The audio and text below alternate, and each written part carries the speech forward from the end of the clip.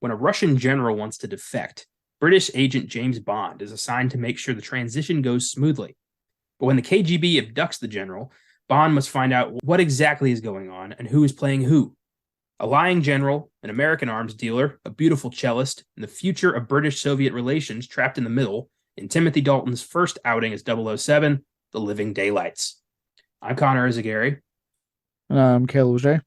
And this is Filmgazm.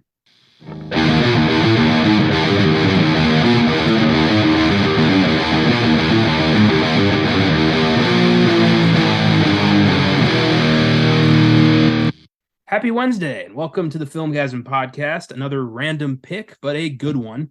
On today's show, we're going back to the James Bond well. So far, on all our shows, we've tackled Bond at least once. On Filmgazm, we've discussed Dr. No and Casino Royale. On Beyond the Bad, we ripped apart Octopussy. On Oscar Sunday, we tipped our hat to Skyfall. And on the sneak preview, we gave our first reactions to No Time to Die. It's safe to say that we enjoy a good Bond movie, and today's topic is no exception. Yeah, 6 Bond films. Feels good. Yeah, there's no way we could have done this in order. Staying in Connery forever would be kind of annoying. So I'm glad we decided to do it this way. Yeah, I think have we done a Connery yet? I forgot. No. Austin and I did Dr. No the week that he passed away. Okay, so I think we've done one from each, or minus Brosnan, I believe is what it sounds like. I have not tackled Brosnan. It's actually kind of hard to fit him on this because like his movies are critically terrible enough to be on Beyond the Bad, but fun enough to be on Filmgazm. So it's like, where do we put these? Yeah, and the only one that's easy is GoldenEye, because that's the only one he did that critics and audiences both got behind that one. True. After that, it was like what it was a whole it was like a 50-50 off, with that. Yeah. And Lazenby's got his own little island with On Her Majesty's Secret Service, and I'm sure we'll do at some point if the book gives us that movie, because I'm never picking it. It's boring as hell. It is really, yeah. Yeah, we've done a lot of Bond. I will say, look, I wasn't paying attention when I put Octopussy on the schedule for Beyond the Bad, because originally, if anyone wants to know, if you haven't listened up, so I can't remember if we mentioned on the episode, but we actually had the Conqueror down. Couldn't find out, and for good reasons. For those who don't know about the Conqueror, stars John Wayne, who, just so you know, is a very white American male. And he played, wait for it, everyone just hope you're in your seats for this, a movie where he played Genghis Khan. Yes. In Yellowface, I believe. Oh my God. The Conqueror has an all Asian character roster, not a single Asian actor. That movie has more yellowface than every season of The Simpsons. And it's annoying. Yeah, so that was originally on the schedule for a very obvious reason, as you can tell. But come to find out, again, for a very obvious reason, hard to get. So I kind of was like, oh, shit, I got to come up with something new. I originally was actually trying to find either like Bad Western or like Bad John Wayne, something way harder than I thought it would be to find. So I just was like, okay, I got to pick something. And I saw it on Bond. And I was like, you know what? I got the Bond set. I know I can watch one of these. I know you have the Bond set. And I was like, this would be an easy watch. And I picked one without looking ahead and going, oh shit, we're doing The Living Daylights not that long after. I was like, you know what? Fuck it. Here we are. I gotta do a bad Bond and a good Bond. It worked out. It's a good companion piece to our Octopussy episode. Also, with The Conqueror, a lot of those older bad films are hard to get a hold of because no one bothered to preserve them. Like, there's the occasional cheap DVD, but for the most part, like, The Conqueror's not getting some 50th anniversary release. That's not happening. So if you can't find that cheap DVD, good luck. Or if a streaming service picks it up at one point in a bulk purchase, maybe. But a lot of those, a lot of bad movies pre like 1970 are going to be kind of hard to get a hold of.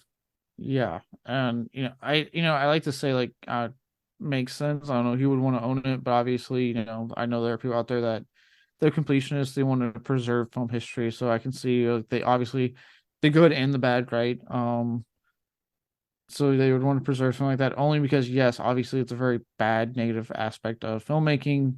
Some of that was very rampant back then. Obviously, still to this day, we have seen some cases of it, so it's not like it hasn't exactly gone away. And I have seen it. I when Austin and I did our when we were doing the Weird Shit Wednesdays early on in the Filmgazm universe, we did an episode on John Wayne and talking about how much of a piece of shit he is. And that was kind of our centerpiece was The Conqueror. And I was able to get a DVD from my Netflix in the mail, which I was doing back then. And it is a terrible movie. It is a hard to watch, ridiculously racist, historically inaccurate piece of shit. It really is. Even back then, people were like, what the fuck is this? And filming on an irradiated test site killed everybody. So it's a terrible movie and destroyed everybody's life who was involved in it. So one day it will make a fantastic Beyond the Bad if we can get a hold of a copy. Because I would like to just rip that movie apart proper. But in the Octopussy was a good substitute. Yeah. Like I said, I mean, I'm sure one day I want to be surprised there will be like a bare bones or release or something of that movie. I've seen stranger things happen when it comes to like home video releases on some stuff. Well, also with John Wayne, a lot of his movies just end up in bulk collections on like cheap DVDs. 25 John Wayne movies for $5. That's your best bet on finding The Conqueror. Yeah. But again, that's if you're really trying to preserve film history, which I do get that aspect. But if you're like, I get it. Anyone who knows me, I'm kind of completionist for a lot of my movie. I have to like own the whole, in a lot of cases, exceptions here and there. And even then, eventually the bug gets me on a series I don't own all of them on. I have to own the whole series. Like it's just a weird bug or tick. It's my thing. So if you're like that, like, hey, I gotta own all the John Wayne movies. I get it. I understand the tick. But like if you're actively like, I can't fathom actively going and get that movie. The main reason most people even buy movies, that for those who do still do physical media, going out and buying it because you liked it and want to watch it again and again and again. Hearing that alone, I have questions about that. Yeah. So The Conqueror, lost in the wind at the moment, drove us to do Octopussy, and we've just been in Bond fever ever since. And this was not, this was a random selection from the book, so we didn't plan this one either. I think this was actually randomly selected well before Octopussy. Long ago. Yeah, we do the book selections months in advance. So this has been here for a while. Yeah, it's just the perfect timing. Luckily, I mean, look, at the end of the day, it's not like we're doing the fucking Bondathon, as we like to call it, that we did at your place. I still get PTSD sometimes when I'm watching a Bond film. I'm just like, God, I remember when I was like delirious. I remember that like we had to put that on pause because we were both burned the fuck out and we actually ran out of time. So I remember like after doing, I think the last few Roger Moore ones and the 2 Daltons, I then went and saw Guardians of the Galaxy. And then like a week later, I went to your place and we finished off the Brosnan and Craig's. Yeah, I think I played video games until then. I was like, can I just do anything that isn't attached to me watching a movie? We learned our lesson, kind of. Yeah, but that was fun. It was 4 days, I think it was, that we spent. Yeah, we didn't really sleep that much. We didn't really leave the house or really my room, and we just marathon those fuckers. These long ass movies. Yeah. Worst part is like your family supported every second of it because at no point did they come in and go, "You guys want to do something else? This isn't a bad idea." They're like, "Yeah, have fun." Good luck, champs. Yeah. Well, my mom was on a business trip, and my grandparents, I don't think they really understood what we were doing, so they just left us to our own devices. That was a lot of the cases. I think they were just like, you know what? It's Connor and Caleb hanging out. We'll just leave them. All right. Well, that was fun. Let's start in on the question. Pretty simple. We've gone here before, but I don't think we've gone here on this show. So, on the list of actors who portrayed James Bond, where do you rank Timothy Dalton? And why do you think he only got 2 chances to play the character? Ooh, that's a good one. I don't think we've specifically talked about this on the show yet. We have. We've danced around it, but we've never really dug into Dalton. Yeah. Oh, that's a good one. So for the answer to the first one, I would put Dalton. I actually put him behind Connery and Craig. He is actually my third favorite. Because yes, he only had 2 films, but he made such an impact. His version of the character I like a lot. Um, One, he's not slapping women, and two, he's not like this aloof old man. That's true. He's not like a 60-year-old should have retired 20 years ago, secret agent sleeping with 20-year-olds. Yeah, that's a big Yeah, plus. and he's not George Lazenby. But no, he plays a version of the character I like, and it's very much like he gets the job done. He doesn't take any bullshit, more so than any other version of Bond, maybe other than Craig and Connery. Um, and he's ruthless. Like I like that. I like how ruthless he can get and be. But so obviously there is that hint of Bond that we know and love. Like he's going to make the time to sleep with a beautiful woman. Like when he does the training exercise at the beginning of this film and falls in the boat and he's on the phone at first. To his credit, ignoring her, unlike prior Bonds that would have just been straight into like, let's make a sex pun and get to the credits. He's actually like, okay, hey, I gotta use your phone. Shush. He says the 1 hour thing, and then she's like, "Do you want to party?" Or the fuck she says, and he goes, "Make it 2." So we still get a classic version, like what we know and love out of Bond. We still get it, but a more modern, kick-ass take. And this actually is a good way of like getting into like why I think he didn't last so long. I think he only got 2 films because he was ahead of his time. I honestly 100% believe that Dalton was ahead of his time because everything he does here, Craig does when he takes over the role. But we were ready for that. Like after what happened with Brosnan's movies, even though I mean, yeah, look, we all know, like we all agree on how great GoldenEye is. Yes, the other three after that are dumb, they're stupid, they're fun, like they're entertaining enough. But obviously the receptions to those kept getting worse and worse. And really kind of killed the franchise there for a little bit.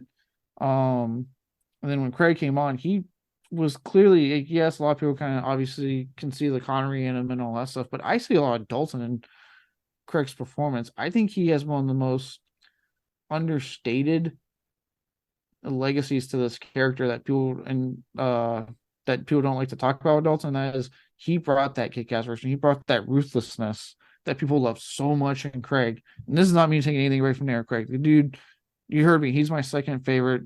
First one would be Connery. But Dalton does a lot of the stuff first. And I just don't think people were ready at that time, especially because it's coming off of Roger Moore's Bond. That was such a much more goofy and just lighthearted and different, a much different take than what Dalton did. And even when they got rid of him and finally went with Brosnan for GoldenEye, obviously, they did things and modernize it like they always do with Bond, but he was a lot more lighthearted and goofy than Dalton was.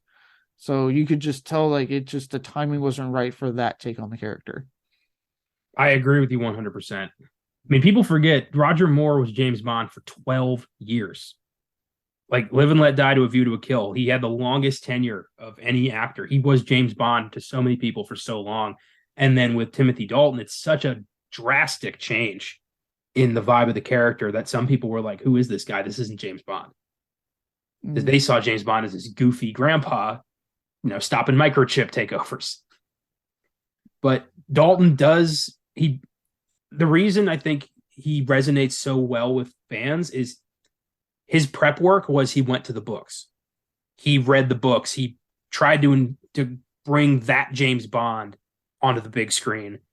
And I think he accomplished it. He really is very much like get the job done, sex later.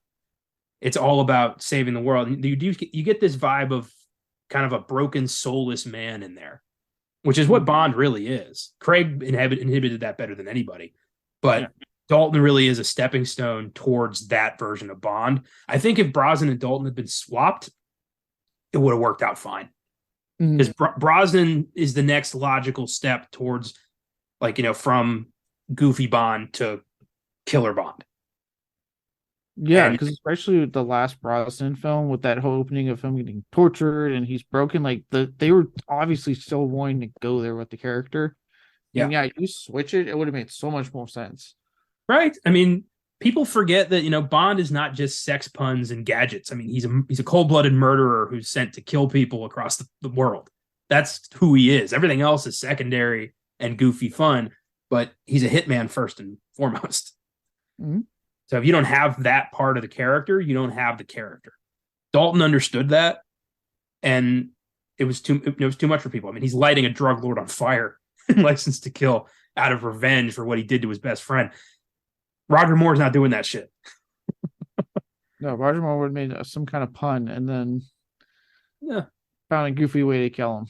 exactly. So yeah, it's he was just, people weren't ready for him.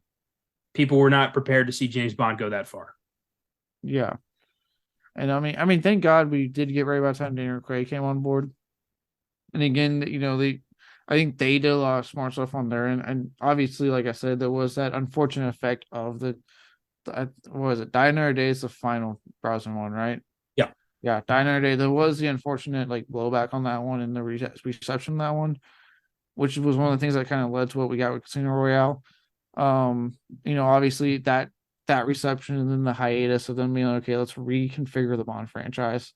And then doing things on there and let's just have this be a reboot, be very real about that. This is 100% like a reboot on this character, wipe the slate clean. Let's start from scratch here.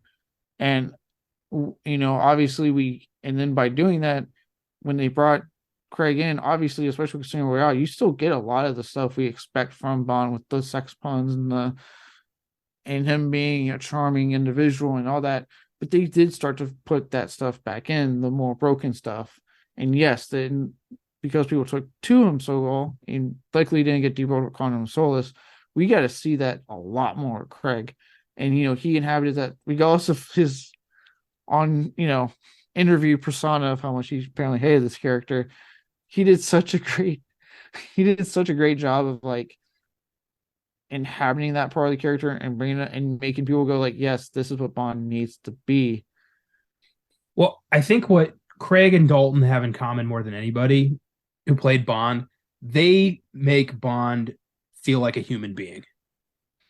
Because Connery, he's this, this brash, abusive Scotsman, which is fine for, a 60s Bond. I mean, what are you expecting? Yeah. I mean, you get away with it because it's Connery. We all love Sean Connery. So Roger Moore is, this either 40 or 80-year-old secret agent. You can't really tell, who's just, making puns and going to space and doing goofy shit.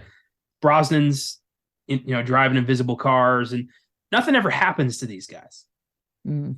But Dalton loses his best friend to a drug lord, and Craig, loses the love of his life, gets shot, has to find his way back. Things happen to these Bonds. Yeah. And then if you've seen No Time to Die, you know what happens to Craig ultimately at the end of the film, which is a first in the franchise. Yeah. So I think, I wonder if Craig borrowed a bit from Dalton's performance. I mean, he says he, crafted his own thing, but come on. You've never seen a Bond film. You're going to play James Bond. You're not going to watch the other ones. Come on. At least one from each actor, you know what I mean? Yeah. It's gonna subconsciously influence how you play the character. Yeah. I'm sure he crafted, but watching Dalton's two films and watching Craig, you're that's why I say it feels like Dalton walked so Craig could run.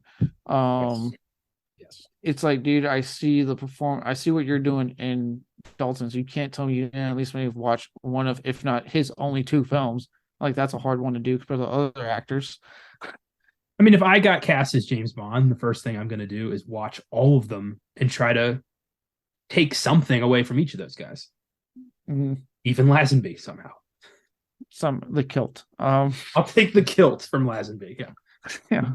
Now, the only way I would say he could work around that is that if he just happened to do the same thing that Dalton did and go back to the books and read the books, and then yes, then I can see where yes, obviously there's going to be similarities because they went to the same source material. Well, Craig also had the luxury of Casino Royale actually being based off one of the novels, so he actually had something there to use. After The Living Daylights is the last Bond source material until Casino Royale, so Brosnan had to just kind of, improvise. But Craig, he had the basis of a character to use. Yeah. Well, I mean, okay, to counter that, just play devil's advocate. One, any of them can still go back to the prior books and read any of the books. And two, I will say this in Brosnan's defense, to kind of go with your defending of Brosnan here, as we both kind of know, he had such a horrendous time trying to get that role that I think at that point he was just happy to have it and happy to do it. And like, look, I got this. I'm fucking doing it finally. I think he's fine as Bond. I just think his movies are, you know, goofy and ridiculous, but they're entertaining. All the Yeah, Bond films are at the very least entertaining. most of the Bond films are at the very least entertaining. There's some exceptions, but not a Like, lot. we sat through Octopussy. Come on, like, That's true. All right, fair enough. yeah, yeah. No, it always cracks me up with Brosnan because like everyone agrees unanimously on Goldeneye. Everyone's like, Goldeneye's fucking awesome, and then like the tide changes one movie later onward. Yeah, that's a shame. But I feel like Dalton's films have gotten more celebrated over the years as ahead of their time, and examples of what Bond could be if he was as cold as Ian Fleming envisioned him to be. Yeah, I think that's a lot to do with Daniel Craig's run. I think because people were finally accepting it in his run, when they went back, they saw Dalton's and went, "Oh wow, this is what." Okay, I think it's a lot of that. Like because Craig was able to run with it so much, it gave people the chance to go back and reevaluate um Dalton's. And then something that I mean, granted, people always do. I mean, for Christ's sakes, obviously Connery's is getting reevaluated and not always in the most negative, or sorry, in the most positive aspect by younger viewers. And I totally get it. You like what you like, you don't like what you like. I get it. Yeah, look again. I know we said before, if you don't want to see a man slapping women around and forcing himself onto a lesbian, don't watch Connery's films. Um, just saying, like, put that out there. But yeah, and I'm not saying you can't get away with like doing like a goofy, more fun Bond. Like Roger Moore does have good films under his belt.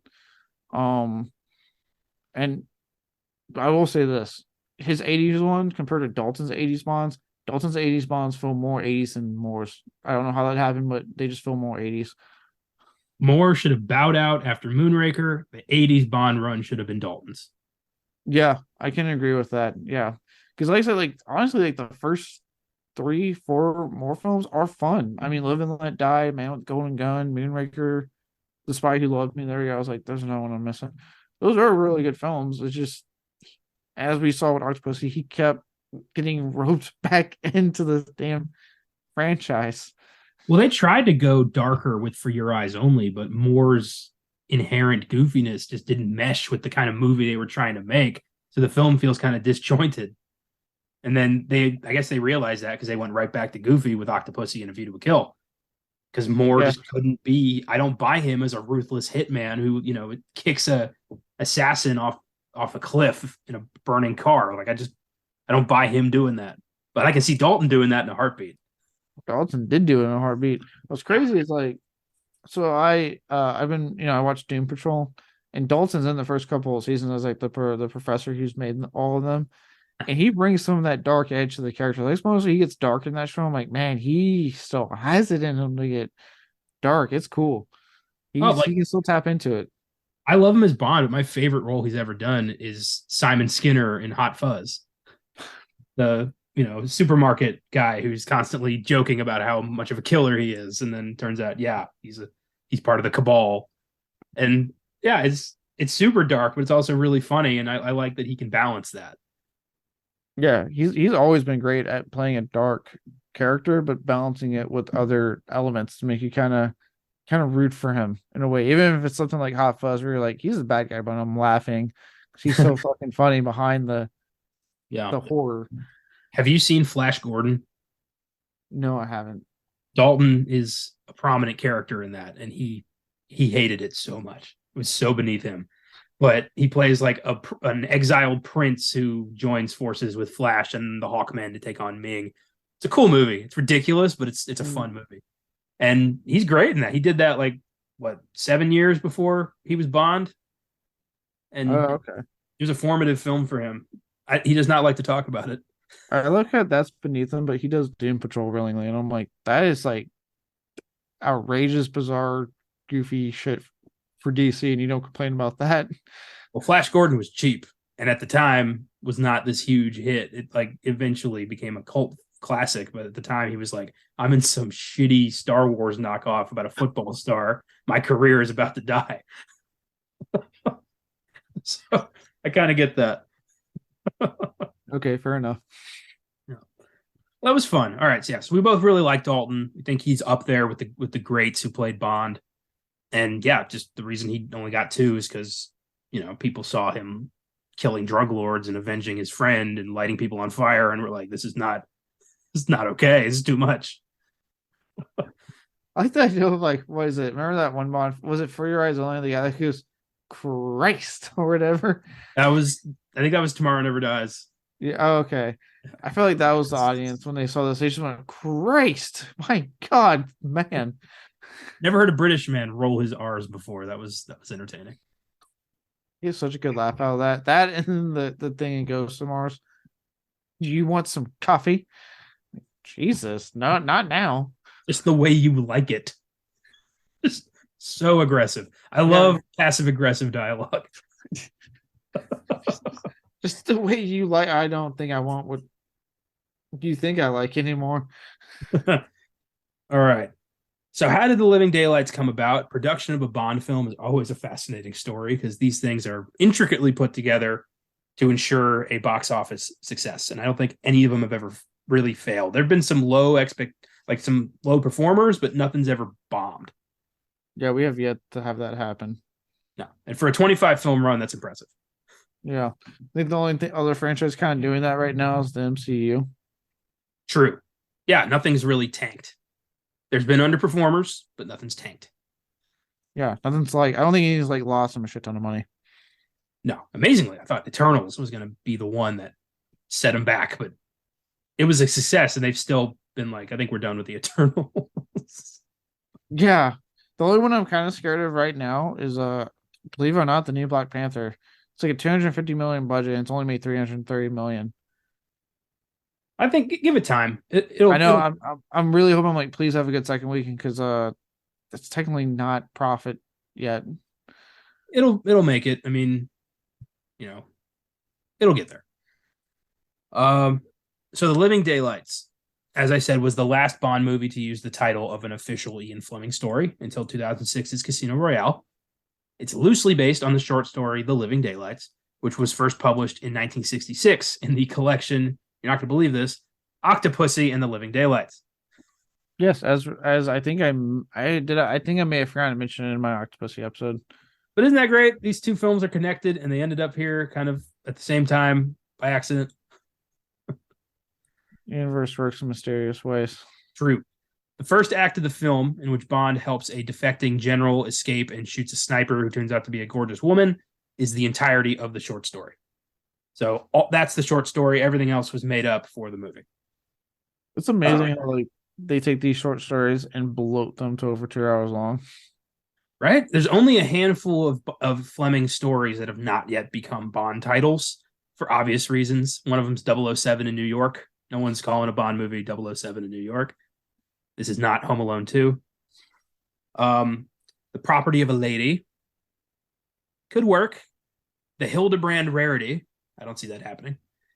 And Risico. I see that one happening. It's a cool word. I don't know what it means because I haven't read any of these. That's a cool word. I don't see any of those happening.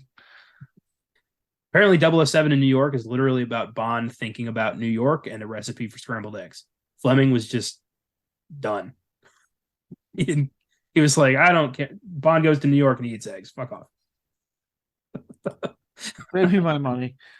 The Living Daylights was originally proposed as a prequel to the franchise. With more gone, they were just going to clean slate it, start from scratch, go back to the beginning. But that was ultimately shot down. The film was going to end with Bond getting his orders to go hunt down Dr. No, which could have been cool. How is it like this and Craig seem to have such similarities? Like this was the rumored reboot. Craig's ended up being the fucking reboot.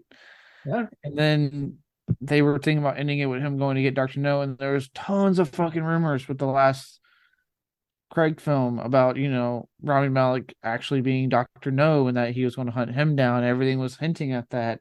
And granted, what we ultimately got, just like how this one was shot down, We also got No Time to Die. You know, fuck it, spoiler if you haven't seen the damn movie yet. We didn't get that. Rami Malek played an incredibly bland villain. Yeah, kind of sucks that he's the guy who finally took down James Bond. Yeah, it does suck. Again, I'll stand by it.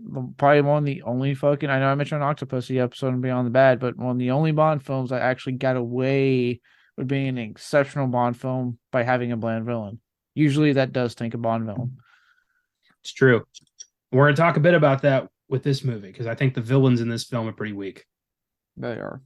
He has better villains. Dalton has better villains than License to Kill. My God, Sanchez and Dario are fucking monsters. Yeah. So yeah, obviously the idea for a prequel did not go away. They were thinking about it constantly, and they finally did do it in 2006. Following the box office, they consider failure of A View to a Kill, it was confirmed that Roger Moore would not be reprising the role of James Bond. It finally took that movie for them to be like, all right, we're done with Raj. We can move on now. You think he just like cried and it's just like happy tears, like, oh thank God. No, in fact, he wasn't done. And I got more about that in the Filmgazm facts. I couldn't believe this.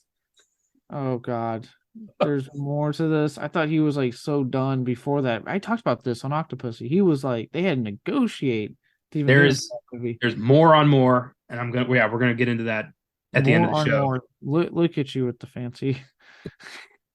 So with the character of James Bond now a free agent, who's going to play Bond, a number of actors were considered to succeed more, including future Bond Pierce Brosnan, Welsh stage actor Timothy Dalton, and New Zealand actor Sam Neill.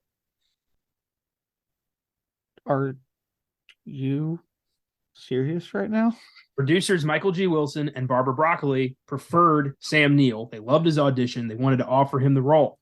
Producer Albert Broccoli wasn't sold. He didn't like him. He didn't think he was up to snuff, so they didn't offer Sam Neill the role.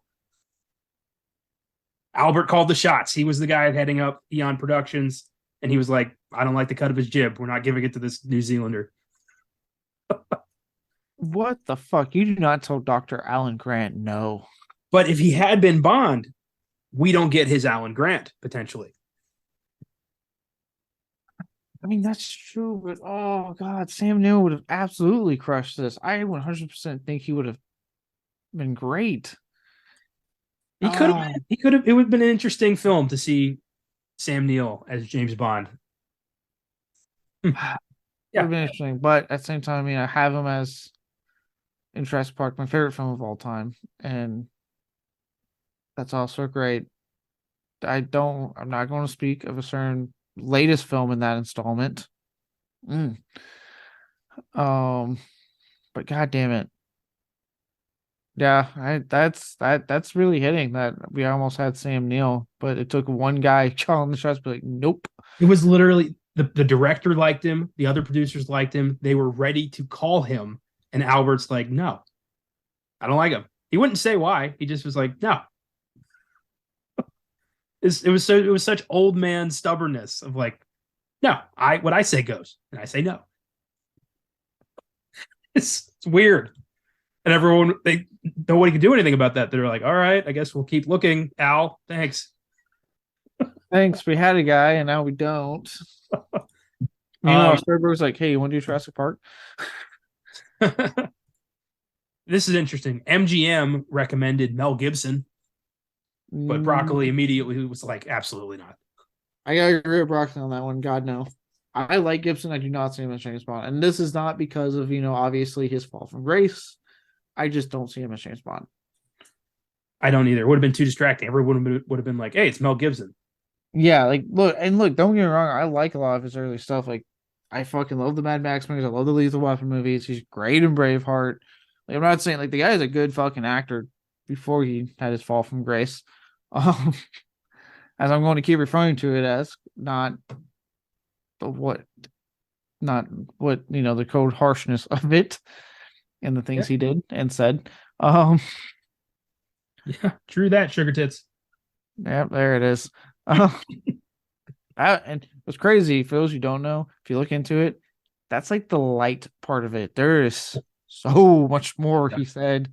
Yeah, he went full anti-Semite on that.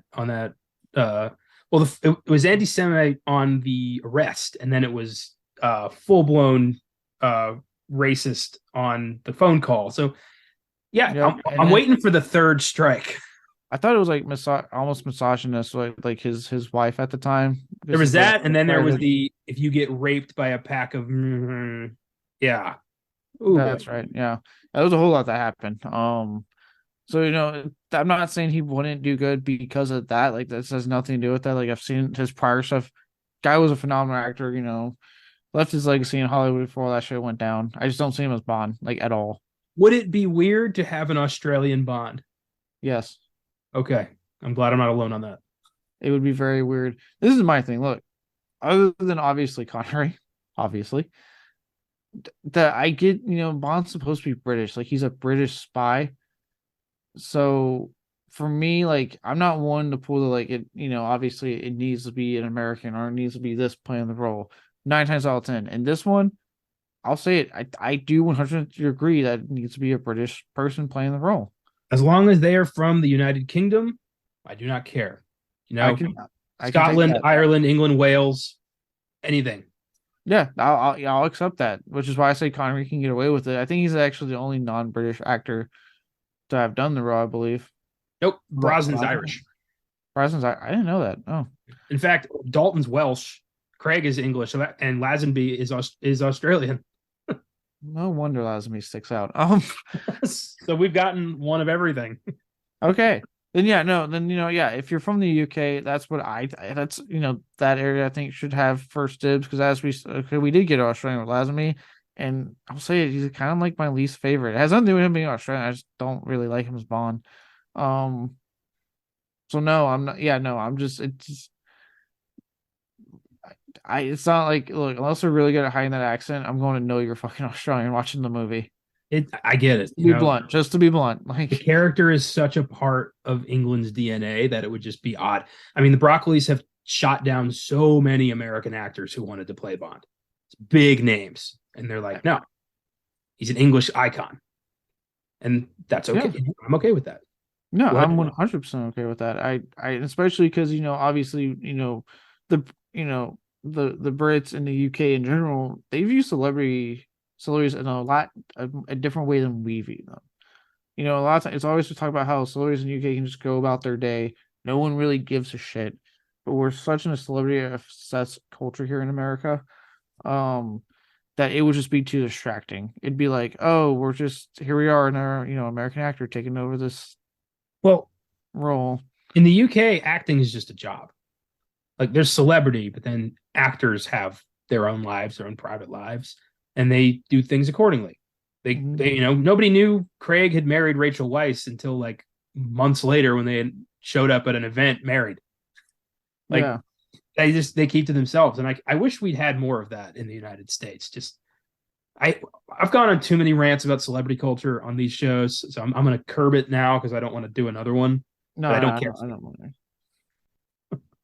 No, I don't. I'm just saying, like, with that in mind, having American would just be too distracting because then you have the name, the celebrity culture, obsessed culture we have here in America. It takes away what makes James Bond special to me. I don't want to see Tom Cruise. I'm sure he's been fucking attached at some point or talked about. Oh yeah. Every time I do one of these, every time I look it up, there's always like in this case, Christopher Reeve was considered. Yeah, and don't get me wrong, I like Christopher Reeve as I'm not anything I know. I like the guy. No, just no as Bond. No. He's Superman. Be Superman. Yeah, just be Superman, man. You're still the best Superman, even though, hey, you know what? If Henry Cavill finally gets some damn good scripts, we might have a second contender here. I need him to get some good damn scripts. How is an icon like Superman so hard to make a good movie out of? I don't know. Oh, okay. So ultimately, the role was offered to Pierce Brosnan, who was under contract at NBC for the series Remington Steele at the time. And this is the most petty underhanded bullshit I've ever heard. So buckle up. The announcement that he was going to be Bond renewed interest in the series, causing NBC to extend Brosnan's contract for another season, which resulted in Broccoli withdrawing the offer because he didn't want the character of Bond to be associated with an existing series. He didn't want people seeing Remington Steele. He wanted people seeing James Bond. And then get this, the withdrawing of the offer led to a drop in the ratings for Remington Steele, which only filmed 5 more episodes before the show was canceled. Too little, too late. Nobody won. No Remington Steele, no James Bond. It was a perfect storm of assholery that everybody lost. The fact that he was willing to still do it like 2 movies later, holy shit, I would be pissed. And him getting the role in 95 actually results in a phone call from somebody you would not expect. And that also is going to come up in Filmgazm Facts at the end of the show. This is a very interesting episode. A lot of weird little connections that happen a lot here. So cool stuff. But yeah, I would be unbelievably pissed at NBC. And then I would just, I mean, the whole reason they held on to him was because he's going to be James Bond. And now people are watching our show.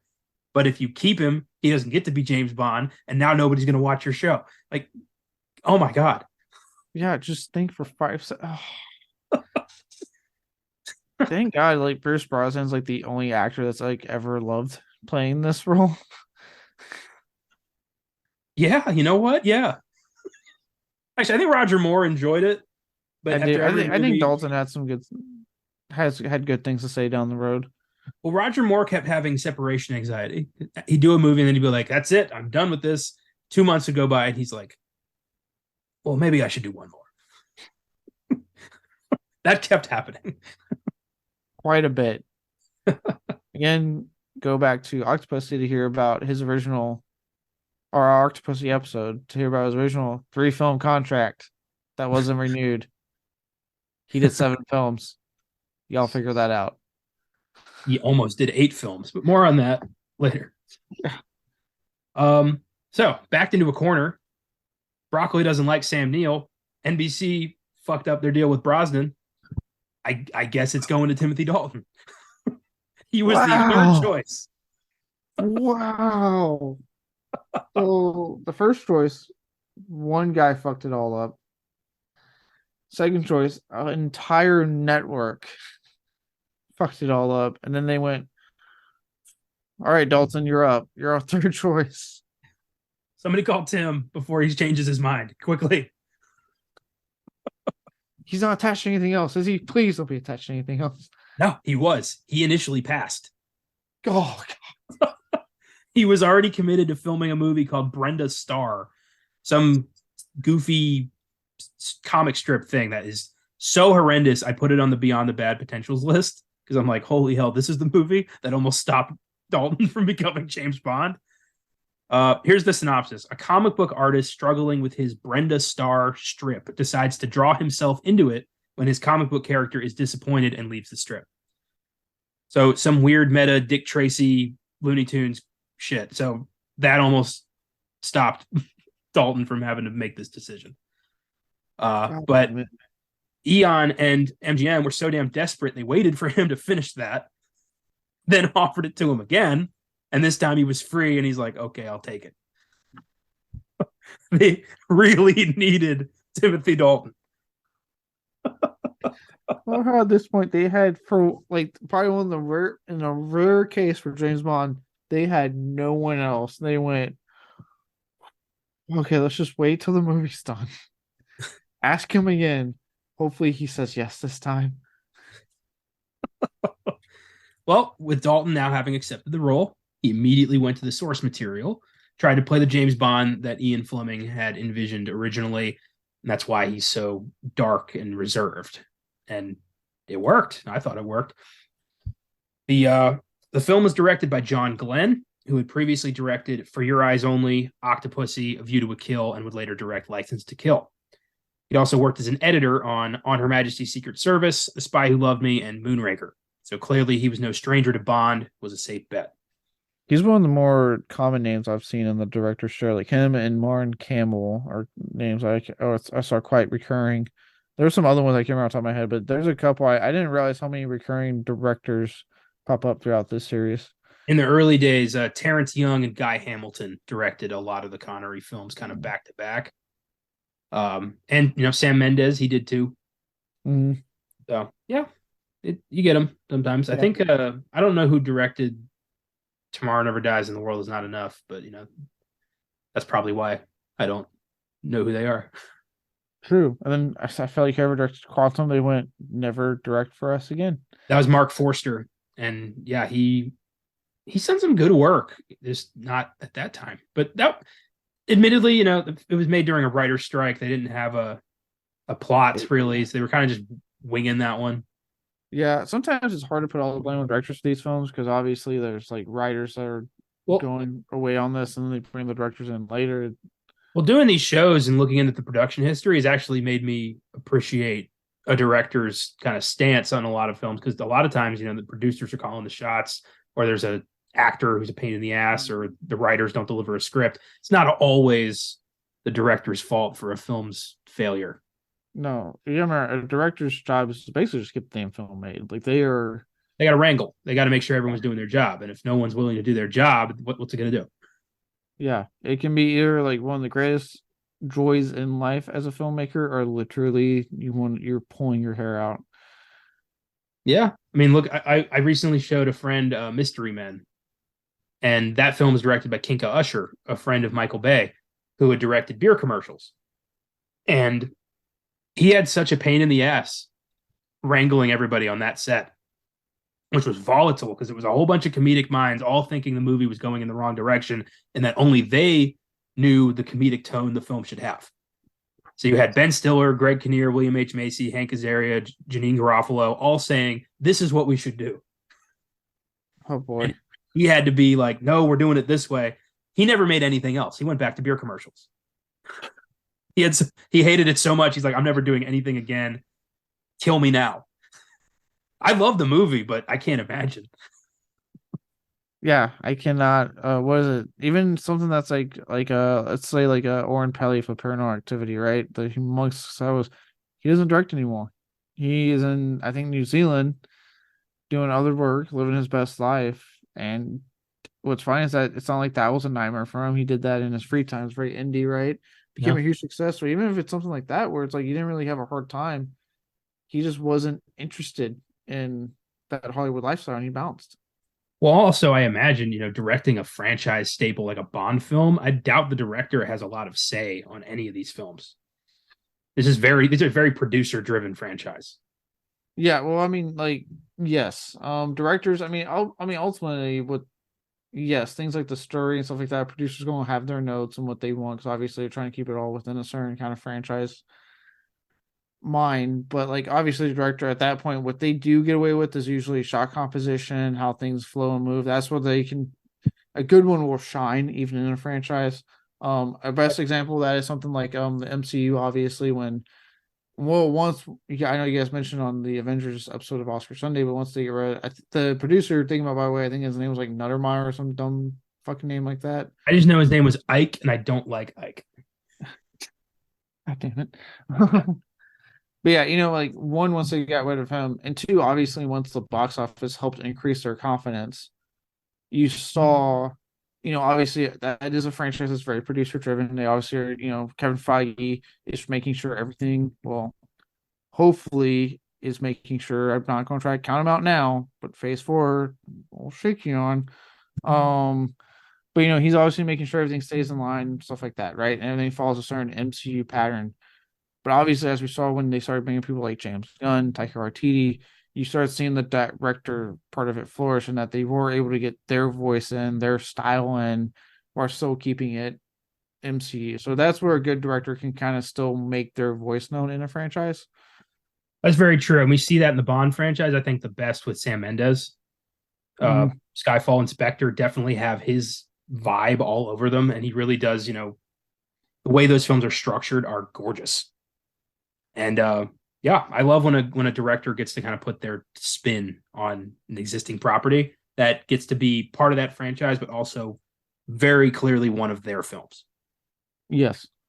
And at the same time, there's nothing wrong with like what they like to call a workman like director, like your John Glenn here. He obviously did a lot of films, or your Guy Hamilton, who did a lot of films.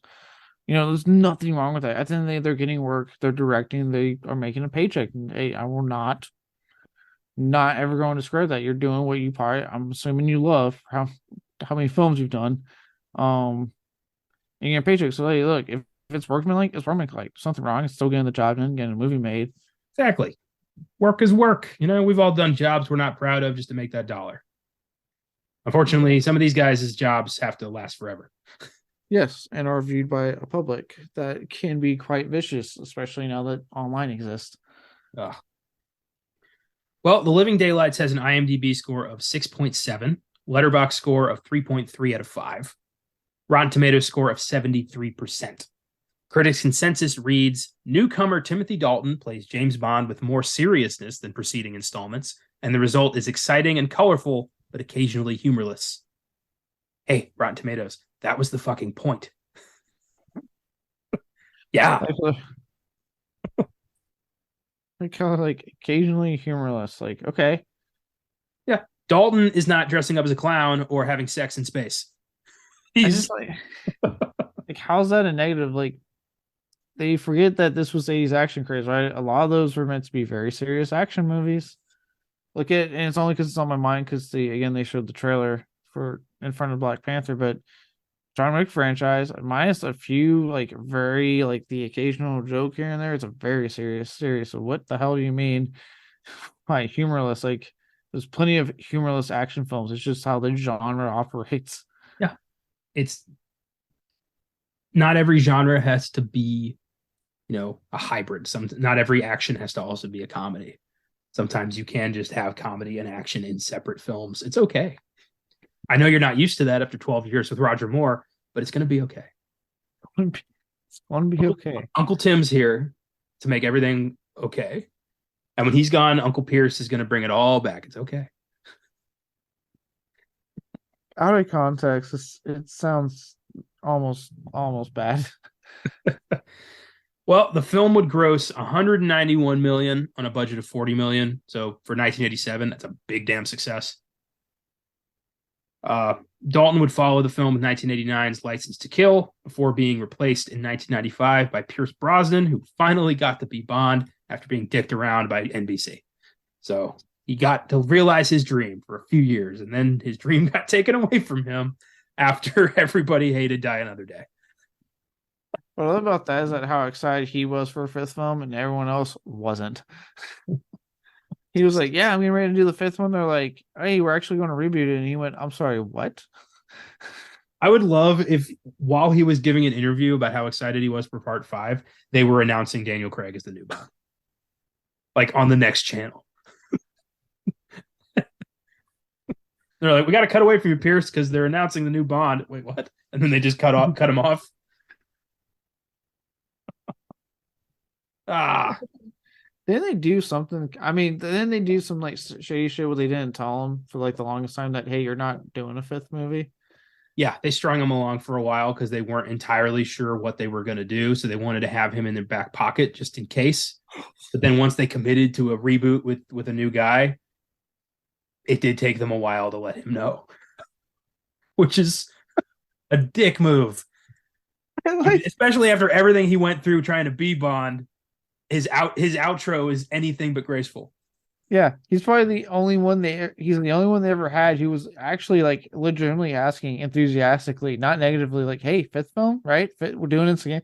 Like, he wants to do it. Every actor's been like, oh my god, you want me to do a fifth film? Oh, well, why?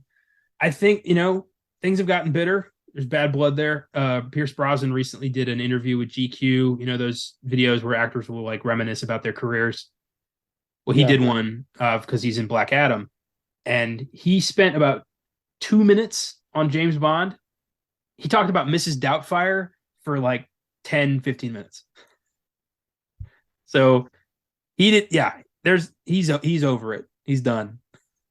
Well, yeah, I would be too. Like at that point, like, obviously he kept a good spirit trying to get the role for GoldenEye. He finally got it. And then to do that to him, like, Again, think about how every other actor has responded to even a third James Bond movie.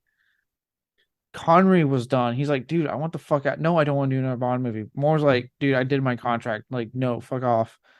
And then they convinced him. Even Craig, after like Skyfall, was like, I want to slit my wrist on an interview. Like, Jesus Christ, man. He was was literally, Brosnan was literally the only actor that went, I would do this till the day I die. Just keep giving me Bond. And they turned around and said, unlike the other guys who they were like, oh no, we need you, come back, come on. They weren't like, yeah, man, yeah, just stick around. We'll see what happens. Yeah, we'll see what happens. And, then they confirm a reboot, and then they go, should we tell them? No, don't tell them. I picture the way they told. I know this isn't what happened, but this is how I picture it happening. They bring Pierce into a big, conference table. It's him and the Broccolis, and they just go, raise your hand if you're playing James Bond. And he starts to raise his hand, and they're like, not so fast, Pierce. That's how they told him. Jesus. I feel like he questioned them. He's like, what's this I hear about a reboot? And then he just went, as they're eating, oh, no one told you yet? Oh, wow, we should not fire that assistant. I thought we had him tell you already. Pierce, buddy, pal, we have a new Bond. I would be pretty done. Like, after that, I get it. If there's like some bad blood and he doesn't want to talk about, I understand that completely. I'd be like, no, man, I don't want to talk about that. Like, they fucked me over. I wanted to do a fifth movie, and they did. And even if like, I feel like he probably would have understood more. Like, I feel like I can't speak for him, but I know, like, for me personally, had they just told, like, let's say if it was me, right? If somehow I have acting abilities was fucking James Bond, and they just tell me straight up, like, hey, look, that last film didn't do too great. We're not right now eyeing a fifth film with you. We are highly considering rebooting, and be like, hey, thanks for the heads up. Because then think about it, you're a working actor. You can start looking at other shit to do. You can start being like, hey, cool, it looks like this isn't going anywhere. So what? I'm done with this. I've done my time. Let me look at our projects, start looking at our scripts, audition for more stuff, yada, yada, yada. But when you string someone along on what they are thinking is a guaranteed paycheck, yeah. And then when you reboot it and you still proceed to not fucking tell the guy. And also, like, it's not his fault. I don't blame Brosnan for Die Another Day being a subpar Bond movie.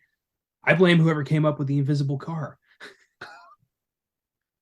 So, yeah, there's a lot of blame to go around, but because he's the face of the franchise, they figure if they boot him, they get a new guy, all problems are solved. And while, yeah, that did work out, I don't think they could have handled it better. Every time. It's not gonna work like that every time. Yeah, they could have handled it better, basically. Like, yeah, it worked out, obviously, which probably also didn't help his anger. Like, Casino Royale is like the most successful Bond film up to that point. Yeah, I'm sure that didn't help. No, he's probably sitting going, what the fuck? I wonder if he went and saw it intending to just hate it, but in the back of his head, he's like, God damn it, this is pretty good. Son of a bitch. Right? He goes see Quantum, he's like, they stumbled. Quantum sucked. They'll get rid of him now. And then Skyfall comes in, he's like, fuck, they kept him. He goes to see No Time to Die. Bond dies at the end. He calls them. He's like, so your Craig kid is out, I see. I'm just, my door's open. That's all I'm saying. Black Adam didn't take off, so I'm just saying I got some time. Jesus. Pierce, we love you, kind of. He was done dirty, so like, I understand. He was absolutely done dirty by this. Yeah, he was. All right, let's discuss The Living Daylights, some highlights. First off, this is John Barry's final Bond film that he did the music for. And I love the synthy 80s Bond score. I don't know why, but I think it really works for the character. Dude, I'm telling you, like, it's so weird how Moore continued his take on the character well into the 80s, but watching this one, especially watching Octopussy feels so much more like a 70s film This feels like an 80s movie, and the score is one of those reasons. The 80s Bond run started in 1987. That doesn't make any fucking sense. But you're totally right. All of Moore's 80s Bond films feel like an extension of the 70s. Yeah, it's so weird. Like, obviously the style reflects the 80s, but like the filming techniques reflect the 70s. And then you get to this one, and it's like the faster pace editing and movement and pacing and the music, and you're like, wow, this actually feels like an 80s Bond film. Why didn't you just get Dalton sooner and make an 80s Bond film? Well, as we're going to find out at the Filmgazm Facts, this might be my favorite Filmgazm Facts we've ever done. They were talking about Dalton a long time ago. I'm talking when Connery was hanging it up. Oh my god. Yeah, he's older than he looks. Aged well then, because he doesn't even look that old in Doom Patrol. Right? Yeah. What do you think of Aha's track, the title track, The Living Daylights? Not my favorite, but not the worst. It's mid to me. It's a mid one. I love when a one-hit wonder gets a Bond theme. Because it's like they bet so much on this artist, so like these guys are gonna be around forever. To get like Aha or like what's it, Garbage in the 90s. Forgot they got Garbage in the 90s. Damn it. It's hilarious when that happens. I would say, god damn it. I'd say they did it probably the best with the Craig era films and picking artists for the opening themes. Like it's usually an artist that's still going strong. Sure. And I pretty much like most of the ones they picked for Daniel Craig's quite a bit.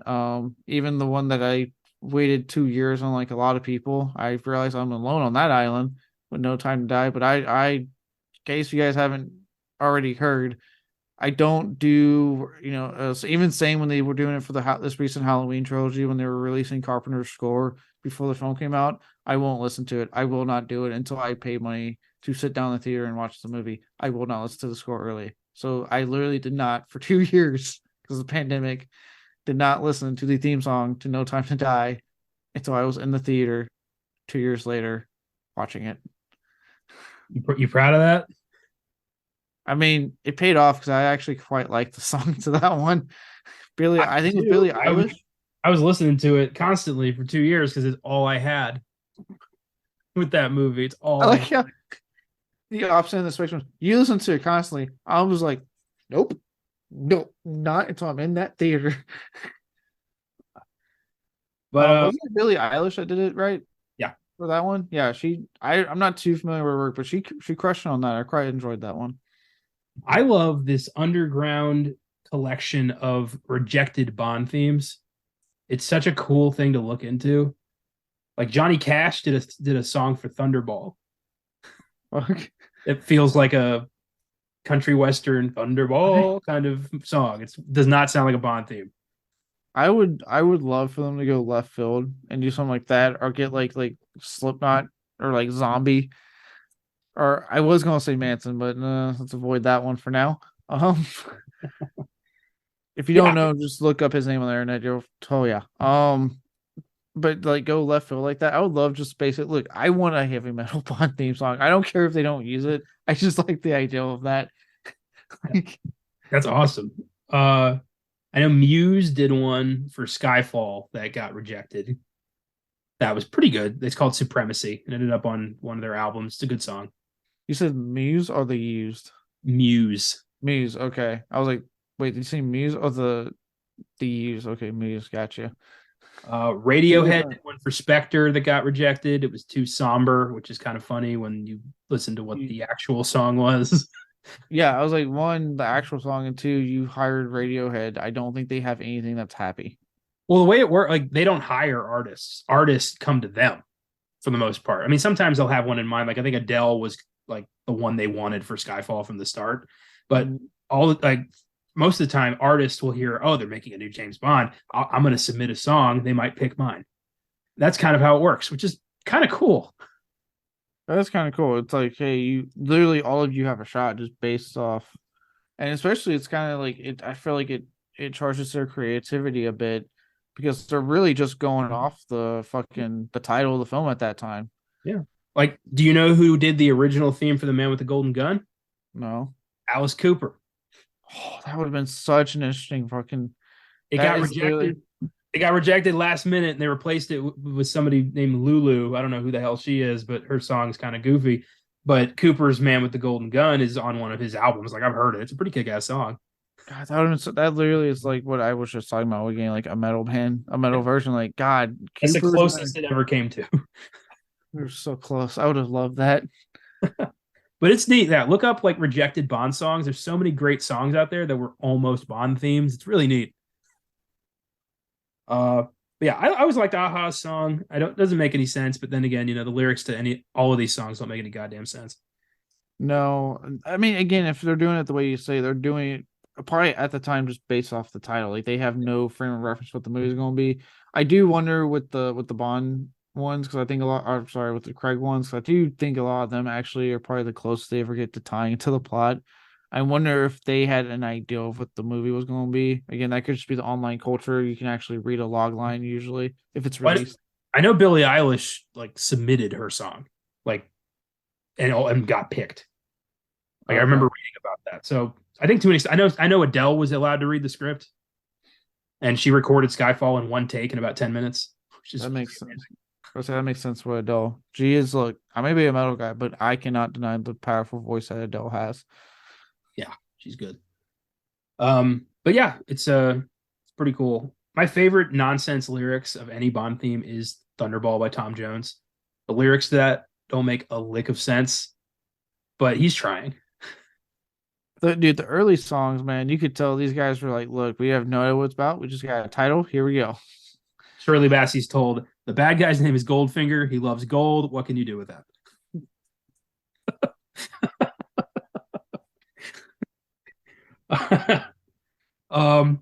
So we open with a test of the double O's, and why the double O's are doing a paintball test is beyond me. Surely they've proved themselves at this point if they're double O's.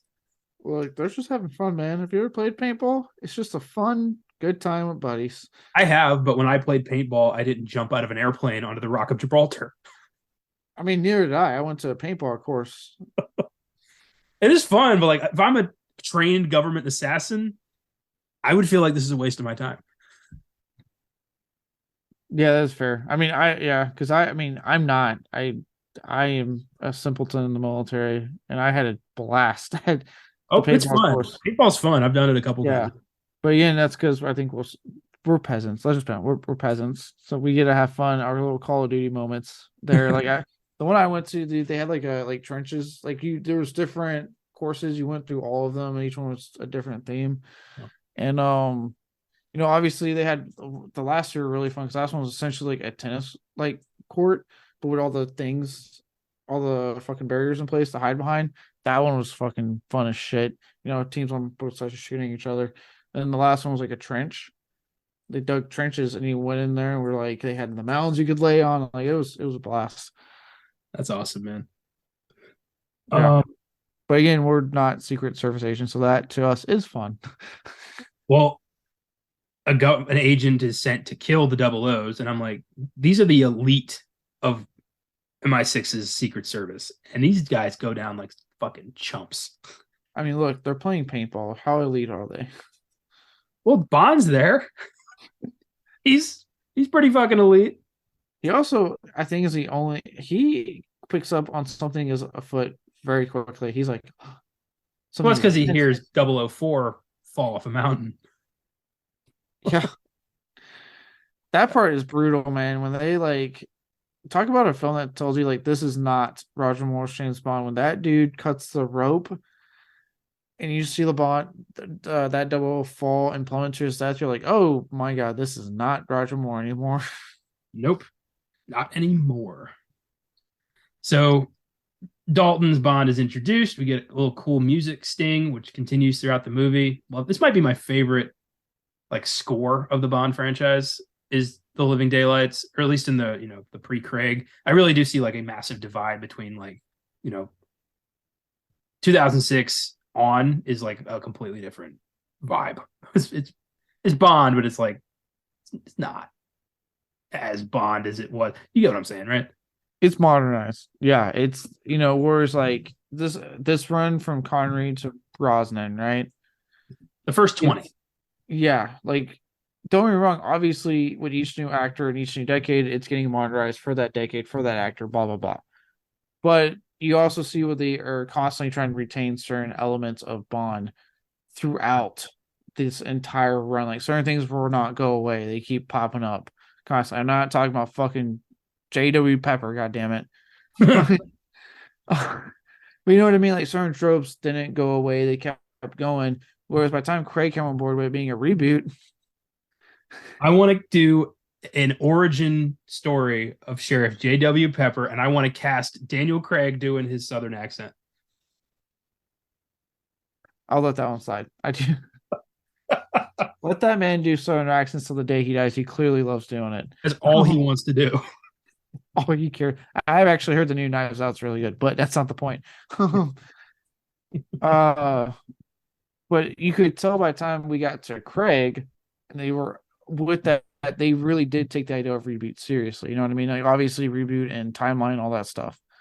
But also I'm saying like, okay, let's actually for once, instead of like modernizing certain aspects, but then trying to retain certain aspects of Bond, everything's getting modernized. This is a 21st century Bond. We are now in the 2000s. Let us update this character. Isn't it strange that in the initial run of Bond films, first 20, there are 3 different films that feature a giant space laser? I actually did not realize that. I know Goldfinger, obviously. Goldeneye. Goldeneye, sorry. Also, Diamonds Are Forever and Die Another Day. Big ass space laser. Wait, Brosnan has to deal with it twice. I forgot Die Another Day has it. Yeah, Brosnan has to deal with 2 giant space lasers. 2, and they book in his. Yes. I think of it. I'm realizing that for the first time right now. That's fantastic. Okay, so Bond takes down the bad guy, ends up on some chick's boat who's like, why can't I find a real man? And Bond drops from the sky. Great timing. And she doesn't ask any questions. She's just like, you, huh? How about it? Dude, the God, porn, okay, look, the porn parodies, I'm sure do a great job in their own way of finding a way to make a fucking film but porn it up. I feel like with Bond, that shit's just like handed to them because it's like, let's just be honest, it's already there. It's already there because in the War to Bond, you can drop from the sky, land on a yacht, and she just instantly looks at me and goes, oh my God, James Bond, let me take my clothes off. We have to do this. That's the war they established in the Bond franchise. And more in real life, it doesn't matter who you are. She's going to freak out. She's going to be like, why are you on my boat? Get off. License to Fill. There we go. That's all I got. Were you thinking about the whole time I was talking? Yes, I was trying to go like, I got to get one. That's what I decided on. Golden cock. That's not as creative, but okay. Here, I got one. Octopussy. No, go fuck yourself. How's that sound? No. Now I'm mad. You shoot my idea. I thought it was great. You're not wrong though. With the golden cock. I'm sticking with gold and cock. That's Austin Powers 3.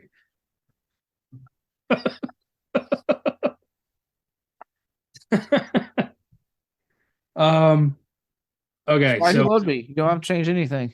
The Spidey fucks me. But you changed something. That's true. Just give it the Spidey loved me. Have that confusion happen. Damn it. So Bond is Dr. Yes. God damn it. Sorry. Okay. All right. Moving on. Bond's told to help this defecting Russian general defect. And defection means when one political person decides to abandon their country and join another government, mostly. Did you just mansplain defection to me? I explained. You can't mansplain something to another man, you idiot. Yes, you can. It's called explaining. And it was for the audience who might not know what defect means. Saying, I know what it means, damn it. I'm not talking to you. I'm talking to them. Anyway, General Georgy Koskov is this fucking wimp who is like, James Bond, I need you. I can't do nothing by myself. I need you, James Bond. And yeah, he is like ridiculously, it's over the top, and it's supposed to be over the top because he's full of shit. Yeah. For some reason, I'm sure those who have played Metal Gear Solid will get this, but like in that game series, whenever Snake dies, the scene cuts to his general going, Snake, Snake, Snake, like just for some reason that's what I thought with this guy in Bond, just him going like James, James, James. It's he's annoying. He's a hanger on, and he has his girlfriend pose as a sniper so that Bond will kill her, and Bond's like, nah, she's too hot, and shoots her in the hand. That's the first thing. Like, look, man, if you want to do, first off, not a bad plan, okay?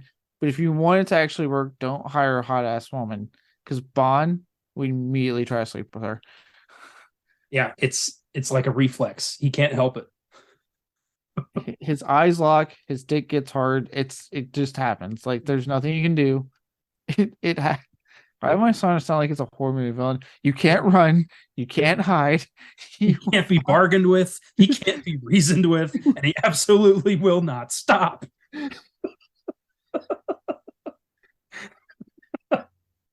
That's from the Terminator for all y'all out there wondering. Bond when he sees a hot woman. Pretty much.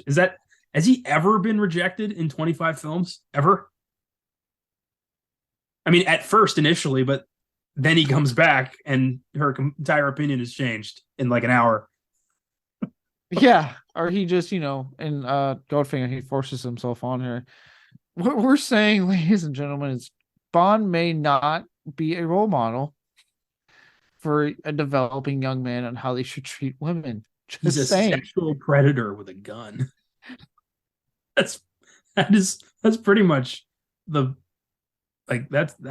it. And look, lads, gentlemen, if she says no, she says no. Walk away. You don't keep pressing, hoping she'll say yes after 25 no's. Yeah. God. So Bond shoots this lady, doesn't kill her. Saunders, the guy, is like, how dare you disobey the mission? I'm going to talk to M. And Bond is like, you know what? Fucking do it. Go ahead. See what happens. I do like, how, usually, obviously, Bond's very combative with him. Like, he doesn't really give a shit. And, obviously, there's respect there still. But I like how in this one, again, and you see it, again, a lot more of it with Craig, he's openly just like, I don't give a shit. Talk to them, dude. Like, I'll tell them what I did myself. You think I care? Yeah. In License to Kill, he straight up gets his 00 status revoked because he's on a vengeance quest and he keeps going. So yeah, he doesn't care. Koskov goes through the pipeline, which is kind of cool. There's that big Russian lady who uses her tits to distract the guy. It's funny because I looked away for a second and I looked and I was like, what's the Russian lady doing? Because I kind of because it's been a while since I've seen it. And as soon as her shirt came off, I was like, oh wow, we are okay. Yeah. That's the second time that tits are used to distract somebody from something they really should be paying attention to in this movie. Like it happens twice. Yeah, so I like to say men are better than that, but let's just be honest. We're not. We would all do exactly. We would all not hear the giant like explosion pipeline noise and see all the red lights because there's tits right here. We all would do that. Yeah, no, we're sad. We're sad in that regard. He ends up in the pipeline. He gets shipped over to Vienna. Bond drives away, goes to Harrods to pick up some delicious food for the guy. We meet our. So this is the first appearance of Caroline Bliss as Moneypenny. This is Lois Maxwell is no longer Moneypenny, and she's okay. Lois Maxwell will always be Moneypenny. Yeah, I think my second favorite behind her is actually the newer ones with Craig. I like her a lot. Naomi Harris. Well, she There you actually go. is a character who gets to do stuff. She's not just sitting at a desk hopelessly flirting with a man who doesn't want her.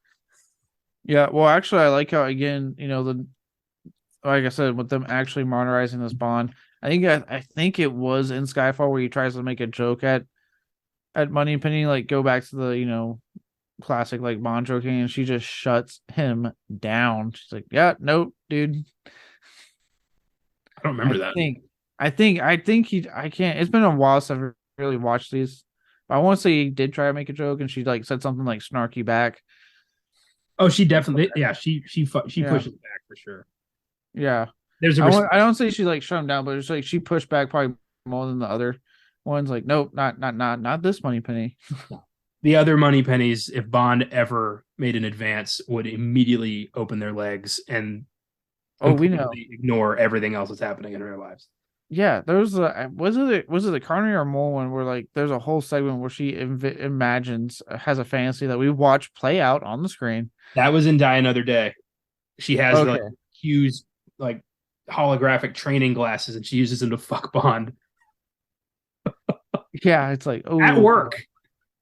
Like she's on her desk and Q's like, "What are you doing?" And she's like, what's the oh?" She says, "Just trying them on." And he says, "It's quite hard, isn't it?" And she goes, "You have no idea." Come on, come on. yeah, yeah. So this general guy is telling M that the new guy in charge of the KGB is this psycho who has declared death to all spies and the future of British Soviet relations is in chaos. And with no evidence at all, M's like, "Well, clearly I believe you." Like it's weird how quick M is. He doesn't even tell Bond like follow up on this. He just like, we need to do something about this. It's Which so is quick. which is funny because like, look, this isn't the first time they've done like this storyline of like death to all the double O's. Like it's been like Skyfall did it also, and I'm sure there's other ones I'm not remembering off the top of my head. Well, But I just the bread and butter of the Bond franchise is the Cold War. yeah, it really is. But I mean, hey, that's fine. It works obviously. Um, I do think it's funny. Yeah, M is so like gung ho, especially if you watch like if your introduction is obviously with these two Craig ones first for those who grew up on those, and you see how M is not like that at all. Like especially when it switches from Judy Dench to Ray Fiennes taking on the role, because he was just like, nope, nope. We have to make sure this is a credible threat before we take it on. And he was always like trying to be like, nope, Bond, don't, no Bond. Wouldn't Oh, you we want know. to? Yeah, true, but like, wouldn't you want to verify that the leader of the Russian, uh, like the Russian, like KGB, is a psycho before you have him assassinated and possibly start World War III? Yes. I mean, look, I always understood. Again, that's what one of my more favorite dynamics with the Craig era between him and that version of him. With like his Bond actually being the one to be like, no, I need to go take care of this, and being like, no, Bond, don't bug it up. Like, stop it. We need to make sure we're good before we do this. Down, boy, down. Um, but then Koskov is immediately captured by the KGB and flown away, and that's when Bond's like, "All right, something smells here. this is this isn't kosher. Something's wrong." And we also meet Necros, Whitaker's assassin, who's one of my favorite henchmen in the franchise because he's just physically imposing. Has a like he keeps changing his accent. Like, he's a great infiltrator. He's like a fucking Terminator. Mm, yeah, he is legitimately like he just gets in there and gets the job done. And I think he's one of the German terrorists in Die Hard. Oh, I have to watch Die Hard again. Yeah, I think he's one of them. Uh, so that there's a giant gap in my notes from here. We meet. Look, Yeah, look, I do like this film, but I stand by in that a lot of these Bond films do not need to be over 2 hours long. They can start trimming some fat. true. And because after like the initial like snow chase sequence, which is a badass fucking sequence, when he turns to the car turns into like the fucking ski stuff or whatever. Really cool sequence. After that, huge gap in my notes because it's just a lot of like essentially setting the pieces in play for the finale, and it does go on for quite a while. Well, first we meet our other bad guy, Brad Whitaker, arms dealer, who is obsessed with war, and is Joe Don Baker, which is so weird to see him in a Bond film. 3 times, actually. He plays CIA agent Jack Wade in the Brosnan films. Oh yeah, that's right. Yeah, I I forgot guess about Felix that. Leiter was in the continuity. He had one leg, had to retire, so they had to get a new CIA guy. Yeah, again, glad they Mitchell. reviewed it and we got Felix Leiter back. Yeah. Well, then he died again. Oh yeah, that's right. That's right. No time to die. Yeah. Um.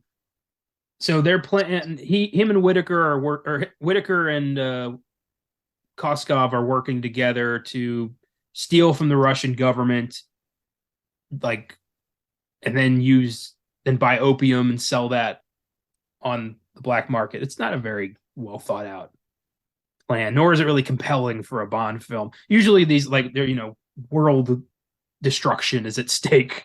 In this case, it's like 500 million in opium gets sold. It's like Bond could really just walk away. Yeah, I do wonder if that it being again, but at the same time, again, when I talk about it feels like the most 80s. Obviously, for those who know a little bit about history, 80s was the big decade of the war on fucking drugs. A big decade of that. Even though I know that's counterintuitive to the what you hear about the decadence of cocaine. Um, but in the government, right, they were promoting the war on drugs, so a lot of films had that flavor to them, and so again, like, yeah, you're right. For a Bond film, not the highest stakes ever, especially at this point when we've had other more dire things, but also makes it feel like, again, going back to it actually feeling like an 80s Bond film, it that does help it. But I feel like that's accomplished so much better in License to Kill because you've got the personal investment and the drug thing where the guy's trying to like ship millions in untraceable cocaine through gas trucks. So you've Oh got yeah, the drug thing and you've got the personal stakes. So that I think it works better in that film. it absolutely works better than that one. Absolutely. I'm just saying, like, this does add, again, definitely saying, hey, this is an 80s Bond film to the point that, like, and Rambo fucking 3 did it for Christ's sakes also, but he helps the Middle East because they had for those who don't know, I can't remember the name, but at that time, Russia and part of the Middle East were at war with each other around this time. That's why if you watch a lot of like 80s action films, that seems to happen a lot. Like Rambo 3 did, obviously this James Bond did it. We'll have the American find their way onto, because at the time, I think it was Iraq, I believe is specifically the country. I can't remember which Middle Eastern country it was that Russia was constantly going against. Afghanistan. Afghanistan? Thank you. Thank you. Afghanistan. So, obviously a lot of times we'll find their way to Afghanistan and help the rebels. Yeah. The Mujahideen, who, for those of you who follow your history, evolved into the fucking Taliban. Yes. So back when they weren't crazy. Yeah. We armed them. A scrappy little rebel named Osama bin Laden was Yes. those guys against the Russians, and we were like, let's back that horse. And well, we all know what happened later. Yeah. So you see how this whole history thing works. But yeah, and so that's why if you're wondering again why I say it has that 80s flavor, because again, a lot of action films did it. The American hero found the way to Afghanistan, helped the Mujahideen out in their war against Russia, because Russia was trying to fuck with Afghanistan. It doesn't really fit in this movie, though. It is kind of just shoved into the third act. It is, and again, all it does is almost tell you like, hey, look, Bond's in the 80s now. Like, Yeah, pretty much. Like, see, we've got Afghan rebels, we've got opium, we've got aha. This is an 80s movie. yeah, I'm like, okay, I get it. It's an 80s Bond. I understand. Oh, all right. So we meet our Bond girl, Kara Malovi, a cellist who is also a terrible judge of character and has been hooking up with this general. And then as soon as she meets Bond, it's immediately like, oh, I want this. I want this one now.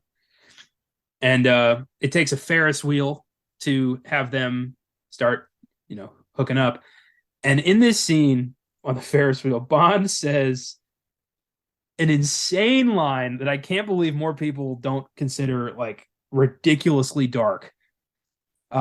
He goes to kiss her, and she's like, "What about Georgi?" And he tells her, and I quote, "Don't think, just let it happen." Like, wow. Basically saying, like, ignore any instinct you may have to walk away. This is going to happen. It's best if you just accept it. I look, he's like, look, lady, I've saved you. I did not kill you earlier. My God. After this Ferris, I'm serenading you right now with flowers and a time at the amusement park. I'm taking you to that hotel. Your clothes will come off. Mine will come off. I will be inside you. Am I clear? That's how this night's going. Oh, it's the James system. I don't have a acronym planned out. I should have done that. I'll do that for the next Bond movie. But it is creepy, and ultimately she's just like, all right. Yeah, Forget that general who I've been like pining over this whole movie. It's all about you now. Yeah, right now, yeah. Just take everything I just said in that scenario, like the long form what he said, and then instead of your normal human response, like, oh my God, fucking creepy rapist, I'm out. Every woman in the Bond universe goes, I'm wet. Where's the hotel room? It's like, wait, what? All right. To be fair, in these movies, I'm not saying you should do this because it's fucked up. But when the dude with the gun, who you've seen kill many people, suddenly starts coming on to you, I understand why they don't say no. It's horrible, and that's not okay, but I understand. Not all, I don't think every conquest in this franchise is entirely consensual. I don't know where to go with that statement because I don't know how controversial or okay. I don't know where to go. We've essentially turned James Bond into a murder rapist. So, I mean, at this point, where else can we go but up? The hole's been dug. And this is the issue. I'm way too good at digging it further without trying. You are. You are really good at that. Anyway, Bond and Kara hook up. Necros kills Saunders in a weird, like, electronic door mishap. It was kind of unclear what happened there. It looked like, again, it being the more brutal, darker take on Bond, it looked like this thing damn near split him in half, is what I'm assuming. Fuck. That's some power. That's how it looked to me. And if so, holy shit, what a way to go. Yeah. Jesus. Maybe if Bond hadn't been thinking about his blue balls, he might have been a little bit more alert to handle that situation. Oh, he was alert in his pants, just not his head. James. Rock hard, ready to go the whole time, just waiting. I would love if they made a Bond movie where he just has a visible boner the whole time. And it's never addressed. People will occasionally like glance down and be like, is he just, are you serious? But nobody ever really talks about it. It's only because Josh showed me the damn movie recently, but basketball with Matt Stone, Trey Parker, South Park guys. There's like this joke they were doing where they have like these huge dicks in the locker room. And everyone, they're naked. Everyone keeps trying to talk to them. They keep just looking down. And in one case, this one lady comes in pissed off. She's like, what the throbbing cock? I mean, the fuck? Keeps doing that. Oh my God. And anytime they turn around, you see it briefly swing into camera and they put in sound effects and stuff. That's how I'm imagining this with James Bond right now. Oh my, that's hilarious.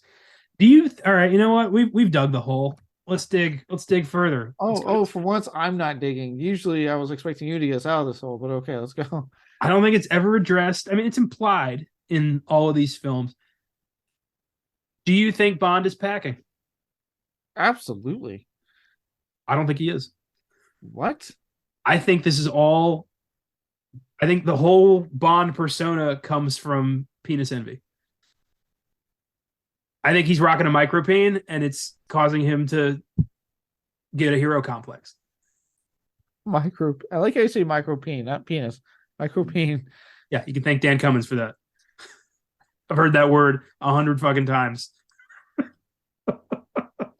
But yeah, it's I don't know. I think he's good, but as Michael Caine said in Austin Powers 3, it's not the size, mate, it's how you use it. You said way more Cockney than that, but yes. Yeah, I don't want to try to do Michael Caine. I can't do it. It's fucking difficult, especially when he goes, because he Irish Fire Car, he does go quite Cockney with He can't do anything else. Like that's what he does. it's who he is. It's who he is. Wow. Okay. I see we're on different sides of this argument. Real quick, funny Michael Caine story I saw on I think it was the Graham Norton show. He was at a party, and he kept introducing him. Like people kept saying hi and to him, and some lady walked up to him and asked him, "Are you a drug dealer?" And he's like, "No, I'm not a drug dealer." She's like, "Then why does everybody call you my cocaine?" She had to be like, he had to be like, well, I don't want to talk to you anymore. You're a moron. But anyway, I love Michael Caine. I don't. I'd just leave that conversation. Be like, I don't want to talk to this person. But yeah, I think Bond, it's either like the biggest ever or the smallest ever. There is no middle ground with James Bond. Yeah, he's not rocking average. No, you don't have that kind of lifestyle. You're not drinking Bollinger champagne and eating caviar for every meal and sleeping with every woman you encounter if you're rocking 5 inches. Let's be honest here. I think, and this is just based off the knowledge of the cutaway lines sometimes when they are like, especially at the end of the film, and they usually cut to a different, like the boat or something, you just hear, "Oh, James." Yep. I'm saying he's packing some heat there, and that I'm saying a solid, you know what, I'm gonna be conservative. 9 inches. That's being conservative. I wouldn't be surprised. Conservative estimate. I wouldn't be surprised if you saw a whole like foot long fucking Subway club there, dude. I mean, he does have all of his suits tailored. Like maybe he's got to add a third pocket. The rocket pocket, as he calls it. I'm just saying, I think he's packing. All right, I'm gonna go one further. I'm enjoying this. I don't usually get to dig the hole, so I'm quick side note, in case anyone was wondering why, before you ask this next question, we dig even further. It's been answered as to apparently because I guess people cared that much to how God, he was in Bodies. This guy he dated Kate Beckinsale and Kim Kardashian. Oh, Pete Davidson. Thank you, Pete Davidson. Apparently, he's confirmed he's packing. I knew that. The people he was pulling, he had to be. It's not personality, that's for goddamn sure. I mean, I think he's funny, but I think he's funny too, but I also think he's like fucking crazy. Yeah. But yeah, apparently he confirmed he's back because I guess the world cared because everyone just doesn't want to show about like how does he get these women? And I guess he admitted to like a friend of his who outed it was like, oh yeah, he told me he's fucking packing. He has like 9 inches or something like that. And then one of his exes, I not Kate Beckinsale, she's very quiet about that, but one of them mentioned, I think it was Ariana Grande, mentioned he had like 10 inches. So apparently the dude is well endowed. I wonder if he's like, was he trying to keep that a secret? Maybe. I assume he'd be like telling, like that'd be his opener. How you doing? I'm rocking 10 inches. You want to go home? Like, there it is. You think that's my leg? We're gonna play a game. Is that my arm or something else? Hint, there's only one right answer. God. Well, now I know the secret to Pete Davidson's success. And it's BDE, man. Big dick energy. Apparently it is. You know what? Good for him. Because guess what? I think he's funny, and I'm proud of him for pulling in women like Kate Beckinsale, Kim Kardashian. Good for you, Pete. Good for you.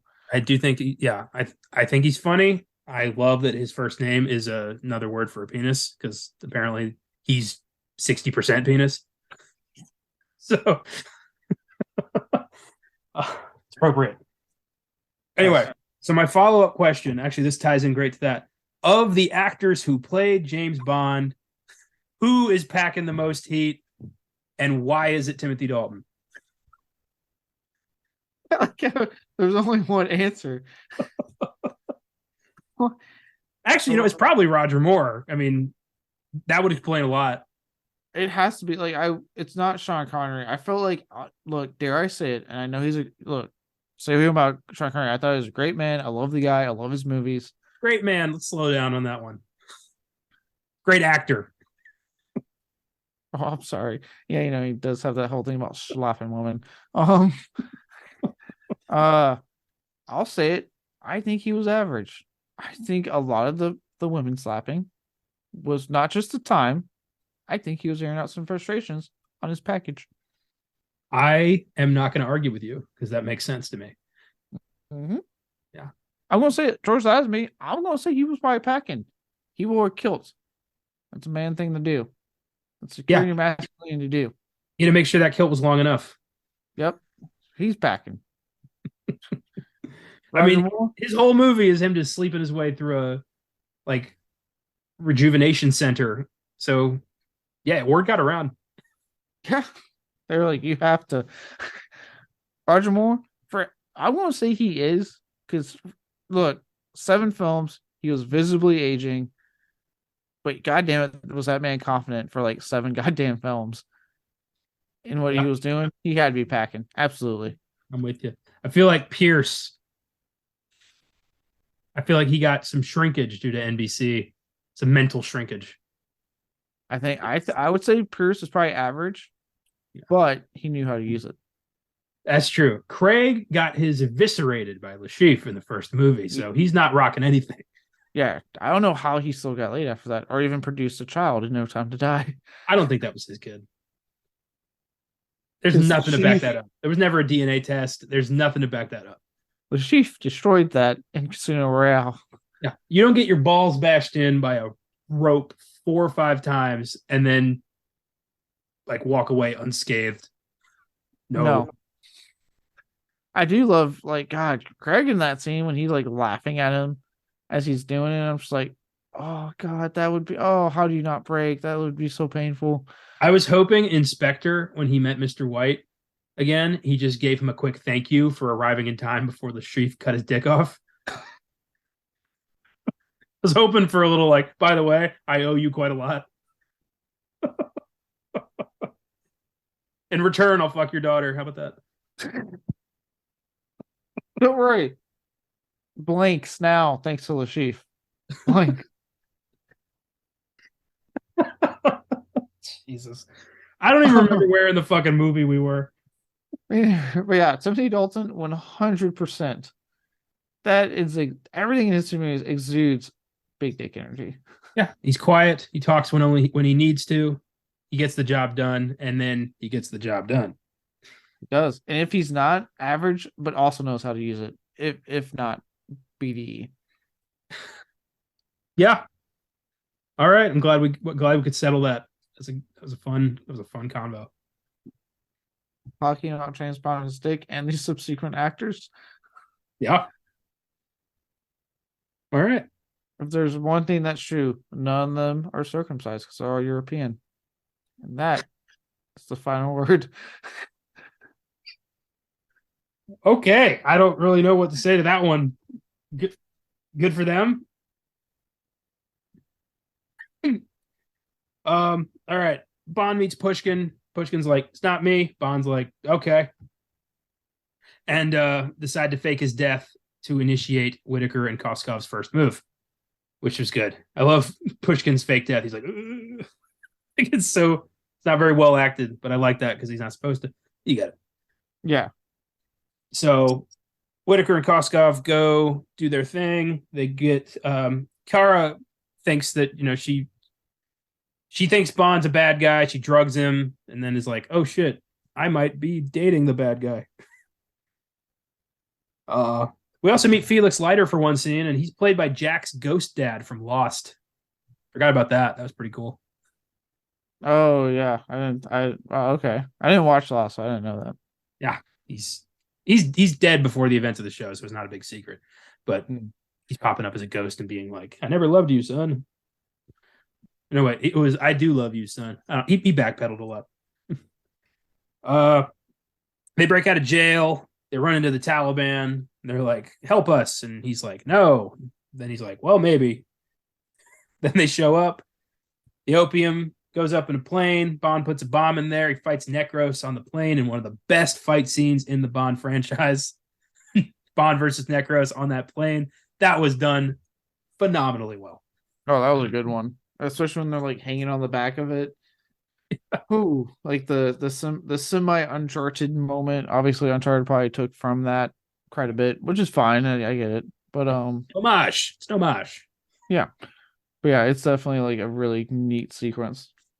I agree. And then satisfying when Necros is like falling off and he's like, please, please. And all Bond can think of is this is for Saunders and gives him the boot. He flies off into, it's great. I do love that mad scramble when Bond's like, oh shit, the bomb. Tries to find the bomb. Yeah, I like how he has, and I was like, Bond, I remember watching like, Bond, why do you close the door? Like, you could actually just kept that open and tossed it out there. But then he has a quick, cool moment later with the bomb. But, yeah, I like how he has that moment to recoup. He's like, oh, thank God I survived. And then it's like, wait, shit, the bomb. No. It's the only moment in the entire franchise where I see, like, where Bond's like, oh, crap. Like, he forgot something. And he's like, oh, God. It's great. Again, human reaction to something. Yeah, like what? Even if you're a secret agent, like you literally just had a death-defying moment happen, and you survived. Yeah, you're gonna have a moment where you're like, "Oh, thank God, I made it," and then you're like, "Oh, God damn it, that's right, I came back here for a bomb." The plane's out of fuel, and they drive a Jeep out of it, and they're like, and Bond's like, "I know a great restaurant in this area we just randomly landed in. Let's go have dinner." World traveler. I'm surprised he doesn't run into more girls he's boned, like when he goes to places and they're like, you never called me. Yeah, especially as this franchise kept going, like eventually there's going to be a lot of ladies being like, you never called. That would be a great movie where like all the girls who have been spurned by Bond like encounter each other and decide to just fuck him up. That hurt. I was seeing like he gets a new girl, he's trying to take her somewhere, but an old girl pops up and he has to go try somewhere else. Well, Bond ends up re-seducing all of them. BDE, big dick energy. Go yep. Bond. And so now Bond has to go after Whitaker, and this is an interesting fight. It's kind of like, why didn't you just get this guy when you had the chance? And he's busting out high-tech weaponry, including like a body armor rifle thing that was kind of cool. Yeah, again, 80s being 80s right here. And as he's doing it, he's just like the dude's not shutting the fuck up. He's just like spouting off like what he's going to do, battle facts as he was doing, playing a fake battle on his thing. It's like, boy, this guy's over the top. Yeah, and Bond takes him down with a column of Wellington, I think. Yeah. He's had his Waterloo. Oh, yeah. Then Kara gets to go to the concert. Or no, well, first Pushkin grabs Georgi and puts him in the diplomatic bag. I always love that line. Yeah, you know what? It's funny. I remember when I first watched, I forgot about the line, and when I watched it this time, I was like, "Oh shit, they're going to kill him." Yeah. Oh shit. I was like, "That's really dark." Holy. But Koskov and Whitaker never really amount to any real threat. I'm never intimidated by them or like afraid of what they're capable of. And that's what a Bond villain should be. You should be like, what the hell are they going to do next? And these guys are they're drug dealers. Like that's it. And don't get me wrong, like, you make drug dealers terrifying. Like obviously they made it work in License to Kill where you were like, oh shit, these drug dealers are terrifying. Yes. But you have to do it right, I guess is the best way to put it. Well, also I think you need to cast somebody who has like a natural intimidating charisma, and Jerome Crabb and Joe Don Baker just don't have that. No. Especially when Joe Don Baker is just absolutely over the top in this final fight. God, if I ever run into him, I'm going to scream, Mitchell! And then he's going to kick my ass. With his high-tech body armor. Yeah. So everybody wins. Kara gets to go do her Stradivarius at the concert. The Mujahideen shows up. And it's like, hi! And everyone's like, why are there Afghan rebels in this building? And then Bond shows up to fuck her in the bathroom. So that's the end. Yep. Bond makes sure to get his. He's ready the whole movie for this woman. You ever watch epic rap battles of history? Yes. You remember the James Bond versus Austin Powers one? Oh yeah, yeah. There was a line in there that I always love. It was check the name, the ladies want to be on D. Like, yeah, that's pretty accurate. That's good. He just want to be on D. God. I love those guys. I watch all their like whenever they do. I think they only do it like every like once a month or something like that. But yeah, they're like they do all the production, they do all the lyrics, like it's all them. So it takes a while. They just launched another one recently that was really good. Yeah. I watched it. It was fucking good. I forget what it was, but I remember being like, "Oh, this is a good one." Indiana Jones versus Lara Croft. Oh, that was a really good one. I think my favorite is the one when it was like Alfred Hitchcock, Steven Spielberg, like Kubrick gets involved, Michael Bay when he's like, "Money, motherfuckers." That was fantastic. That one's my favorite too. I gave it to Michael Bay when they were like, "Who won?" I was like, "I can't believe I'm saying this, but it's Michael Bay." It's a line like, "I take my checks to the bank and I sign them with my nuts." Like, come on. How do you not love that? My film teacher in when I took I think it was the Kubrick class I took in college, played that on the first day to show us what we were getting into. Loved that. It's awesome. All right, here are some Filmgazm facts for the Living Daylights. Now, these are all fantastic. Okay, number one. Timothy Dalton was originally considered for the role of Bond in the late 60s, after Sean Connery left the role following You Only Live Twice. Dalton was screen tested by Albert Broccoli for On Her Majesty's Secret Service, but he turned down the part as he thought he was too young. He was also considered for Diamonds Are Forever, but turned it down again, still feeling he was too young. He was considered again for the role in For Your Eyes Only, when for a while it was unclear whether Roger Moore would return. However, Dalton declined at that time as there was no script. He was offered the role again in 1983 for Octopussy, and yet again in 1985 for A View to a Kill, but had to decline the role both times due to previous commitments. They had been after Dalton since the fucking 60s. Jesus. And yet when they finally had an opportunity to open, he was their third choice. This guy turned down James Bond 6 times. Brosnan must have been fucking fuming when he heard about this. It's like they've been after him forever. Brosnan got one opportunity, he thought, and then it was over. Oh, wow. Oh, the Brosnan being mad about this makes more and more sense every day. And then, like, what's insane to me is that not only did they go after him that much, and he said no, which is insane since like the late 60s. But then the opportunity arises with The Living Daylights. Like, okay, we gotta get a new Bond actor. Moore's done. And he wasn't even their first choice. He was their third. So I'm like, what the fuck? Like, the moment came. Well, to be fair, they probably thought he's going to say no. He'd been saying no since the 60s. Why would he suddenly say yes? This is true. And technically, he did tell them no at first. And then, but then they had no other options. So they were like, fuck, we got to wait and finally just get this guy that we've been bugging for over a decade. That is beautiful. I wonder if he was annoyed. He's like, oh my God, leave me alone. I don't want to play James Bond. Oh, all right. Number two, I couldn't believe this. Just a few days before Timothy Dalton was about to shoot his first scenes as James Bond, Roger Moore reportedly tried to get back for one more movie. Presumably due to his well-known dislike of his final movie, A View to a Kill.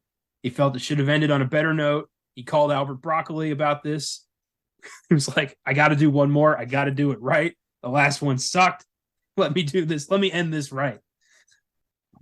And so regardless of Roger's past remarks about feeling too old and wanting to retire from the role, Roger was like, please. But his request came in too late. Broccoli kindly declined, saying, quote, Timmy is my new boy, which is a weird way to say it. But I mean, if that phone call had happened like the day before, Dalton probably wouldn't have kicked the curb and this would have been Roger Moore's final movie. Oh my God. He just kept wanting to come back. He kept being like, nah, one more. Oh my god, I do not see him in this, especially because they would not have had time to change the script or anything, so they would have had to commit to what they want to do with his take of the character, and that would not fit here at all. Oh, and then if they kicked Dalton to the curb, that's it. He's not coming back. Yeah, you probably been like, I'm done trying now. Number 3, thought you'd appreciate this. Brad Whitaker's uniform has a wide array of awards and decorations of the United States Armed Forces that change from one scene to the next. And he's not a soldier. He was never a soldier. He just likes the uniform. So it's a lot of stolen valor going on here. A whole lot. In the final fight scene, if they had actually been awarded to him, they would mean he had been a rifle expert in the Marine Corps, a paratrooper in the Airborne, and an officer of the submarine force of the U.S. Navy over the course of his career. He was such a piece of shit. He just kept grabbing awards and like medals because they looked cool. God damn it. I like how just because I'm in the military, you are like, oh, you appreciate this, and it just infuriates me to no end. Am I wrong though? You did appreciate it. Fuck yourself. I can tell. God, yeah, no, look, that's 100% stolen valor right there. That is wow. Yep. Brad Whitaker's a piece of shit.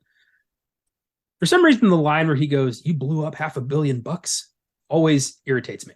It's delivery or the way he's like, I don't know. That line always makes me want to punch him. Okay. Number 4, director Chris Columbus is a big James Bond fan, and he was crushed when Pierce Brosnan didn't get cast when he was offered the part during the making of Remington Steele. They wouldn't release him from his contract. We talked about this. Columbus thought Brosnan was a phenomenal actor. When the two worked together on Mrs. Doubtfire, Columbus told Brosnan he'd make a great James Bond. But Brosnan thought that ship had sailed. He's like, yeah, I thought so too, Chris. Thanks, Chris. I tried. Thanks for bringing it up. I was having such a great day. I thought I was so good. I funny enough, auditioned. In 1995, MGM called Columbus, telling him they're looking for the next James Bond rather than cast Timothy Dalton again. And Brosnan was one of the choices. And they were wondering, like, is he decent to work with? Like, would we be taking a risk here? Columbus recommended him with flying colors. And wouldn't you know it, Brosnan was cast for real this time as James Bond. So I don't know how much influence Chris Columbus had on that, but I like to think that he was the final push to Brosnan getting it. I would like to think that. I will say, like, I know we kind of have been kind of messing around, obviously, with his time and how it went down. I have heard by our accounts from a lot of people who have worked with, at least on the web, who have worked with Pierce Brosnan, that apparently he is actually incredibly easy to work with. I haven't heard any bad things about him on set. No, me neither. I'm glad he was finally able to do it. Yeah. I'm starting to see like more and more as we dig into like the history of these films more, like why getting a reunion is so difficult. What was so difficult for, obviously 2 of the actors had passed away. But was so difficult for so long because it sounds like there's just like bad blood all around with how they handled the changing of bonds. Well, nobody bows out gracefully. They either are like, they do it till they're fucking half dead, or they get ripped out of the role unceremoniously. Like there's no one's like, thanks, I had a great time. Yeah, even Craig, who technically got like a full complete arc, we've seen his interviews. He wasn't a happy man. No, he wished he'd never fucking done it. He wants to be on a ranch somewhere speaking like he's from fucking West Virginia. That's all he wants. Just wants to be Benoit Blanc. The day he dies.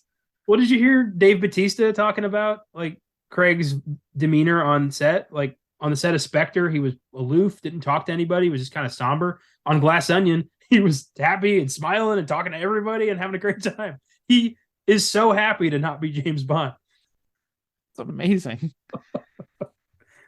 Oh, man.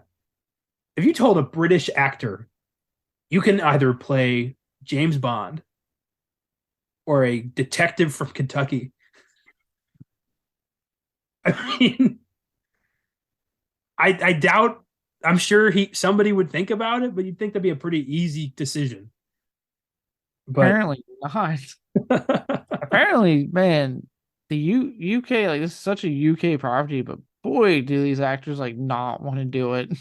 I can't wait to see the next actor who gets disillusioned by this franchise. I Like, know, who's like, can we just get one that's like Brosnan again, but this time like the studio treats him like Craig's era? oh, this is great. So I give The Living Daylights a 7. It's got its moments of drag, but so does every other Bond film. I think the plot is unnecessarily complex and the villains are fairly bland. But for Dalton's debut, it's a solid one. I think his follow-up was way better. Yeah, I pretty much agree. I'll give it a 7 also. I think it's for the most part, a pretty decent debut of the 1-2 punch, really, that ended up being of Timothy Dalton's take on the character. I see a lot of the stuff that Craig would run with his take on the character here with Dalton. And like I said, just ahead of his time with it. And it does have its moments. It can be fun. It's just, I like a lot of Bond films, if I'm just being honest with me, way too long. Stop feeling you need to make every single one Jesus Christ, with these fucking Craig ones 2.5 hours. Like, stop it. Stop it. Stop it. With that, still an overall good one. I do think, yeah, I'm with you. He only got better, and the film got better with License to Kill, and it's a shame that was the last we got of Dalton. Because I'm wondering if, had they continued that upward trajectory, how even better it could have gone with him in the role. You imagine a slightly older Dalton taking on Sean Bean in Goldeneye? Oh my god, That'd be pretty sweet. Would be. This was fun. I had a lot of fun with this episode. Thanks for listening, everybody. If you like the show, follow us on Facebook, Instagram, and Twitter at Filmgazm Productions. If you want to suggest film source to check out, you can send us a message on the socials or email us at filmgazm@gmail.com. Check out the website, filmgazm.com, where we have reviews, articles, trailers of upcoming films, and all of our shows. If you want to support the show through Anchor, you can click on support this podcast on your preferred provider. We appreciate it. So, shifting to a bit of a somber note. You may have heard the voice acting community suffered a heavy loss recently with the passing of Kevin Conroy, who tragically lost his battle with cancer at just 66 years old. Conroy was the iconic voice of Batman in the 1990s animated series, as well as several animated films and the Arkham game series.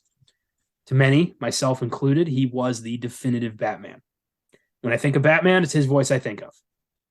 So in his honor, on the Filmgazm podcast next week, we're tackling the film that many fans consider to be his finest hour as The Dark Knight, the 1993 animated classic Batman: Mask of the Phantasm. Batman must hunt down a murderous vigilante who's going after mob criminals who are all connected through a single crime, while at the same time reconnecting with an old flame and contemplating hanging up the cape and cowl for good. It's one of the best Batman movies of all time, and I can think of no better way for us to honor the late, great Kevin Conroy than by celebrating his best work. So I was devastated when I heard that news. I want to honor him properly. This seemed like the right film for that. No, I'm with you. I mean, the dude, like, to me, with just the voice, and we won't say I was going to do episode, with just the voice, cemented himself as everyone's Batman. He didn't need to have his physical presence there. All he needed was that voice, and we think Batman. That is who Batman is. And that says so much. Yeah. Right there alone about him, about his performance, the legacy he left. It says it all right there alone. And yeah, I remember when I saw it, I showed Josh, and Josh was like, holy shit, like, and then I texted you because I was like, I know how much this means, but Connor. It's weird. It's kind of like the moment when you texted me about Russ Craven. I was like, I gotta break this to him. Like, he's not gonna be happy. And I told you, and I tried to make it sound as good as I could. I knew there was no way to do that. And I remember you took about to respond. I'm like, shit, he's looking it up. And yeah, your text after that, I was like, yep, I knew. I figured that was going to be your response. It's hard. I mean, like I said, you voiced them in cartoons, you voiced them in the video games for the Arkham series. He did do a physical appearance for the Crisis on Infinite Earths. When the CW was doing all their shows. I know they're kind of facing some issues right now, so a lot of that shit got canceled. But he was on there as Batman, and it was a pretty early announcement, like no other one was thought of but him. And that again, that speaks to how much he was tied to that role for people. So yeah, no better way than to do an animated film. Unfortunately, I haven't actually seen this one myself, so I'm looking forward to watching it. You're in for a treat. It is a phenomenal movie and one of the best Batman stories ever. Really humanizes the character in a way that like no one else really has. I mean, we never see like a movie where Batman's like thinking about, how like am I making a difference? How long is this going to go on? Like, don't I deserve to have a life? Like, yeah, I'm looking forward to it. I've heard a lot of good things about this one. It's been on my watch, been meaning to watch, and it makes sense that if we're going to honor him, we're going to do it with what many people consider to be the definitive Batman film. So Yeah. I'm looking forward to this. It'll be great to honor him, and our last little hurrah for Kevin Conroy. Damn right. Gone but never forgotten. Rest in peace. Don't miss the 2002 live-action Scooby-Doo on Fridays Beyond the Bad, the 1995 horror thriller Seven on Oscar Sunday, and a brand new podcast called Fake True Stories with our debut episode 300 launching on Monday. Very excited to show you guys this. Until then, don't betray the Russian government and partner up with an arms dealer to sell opium on the black market. Otherwise, James Bond will stop you. See you next Wednesday. Keep watching movies.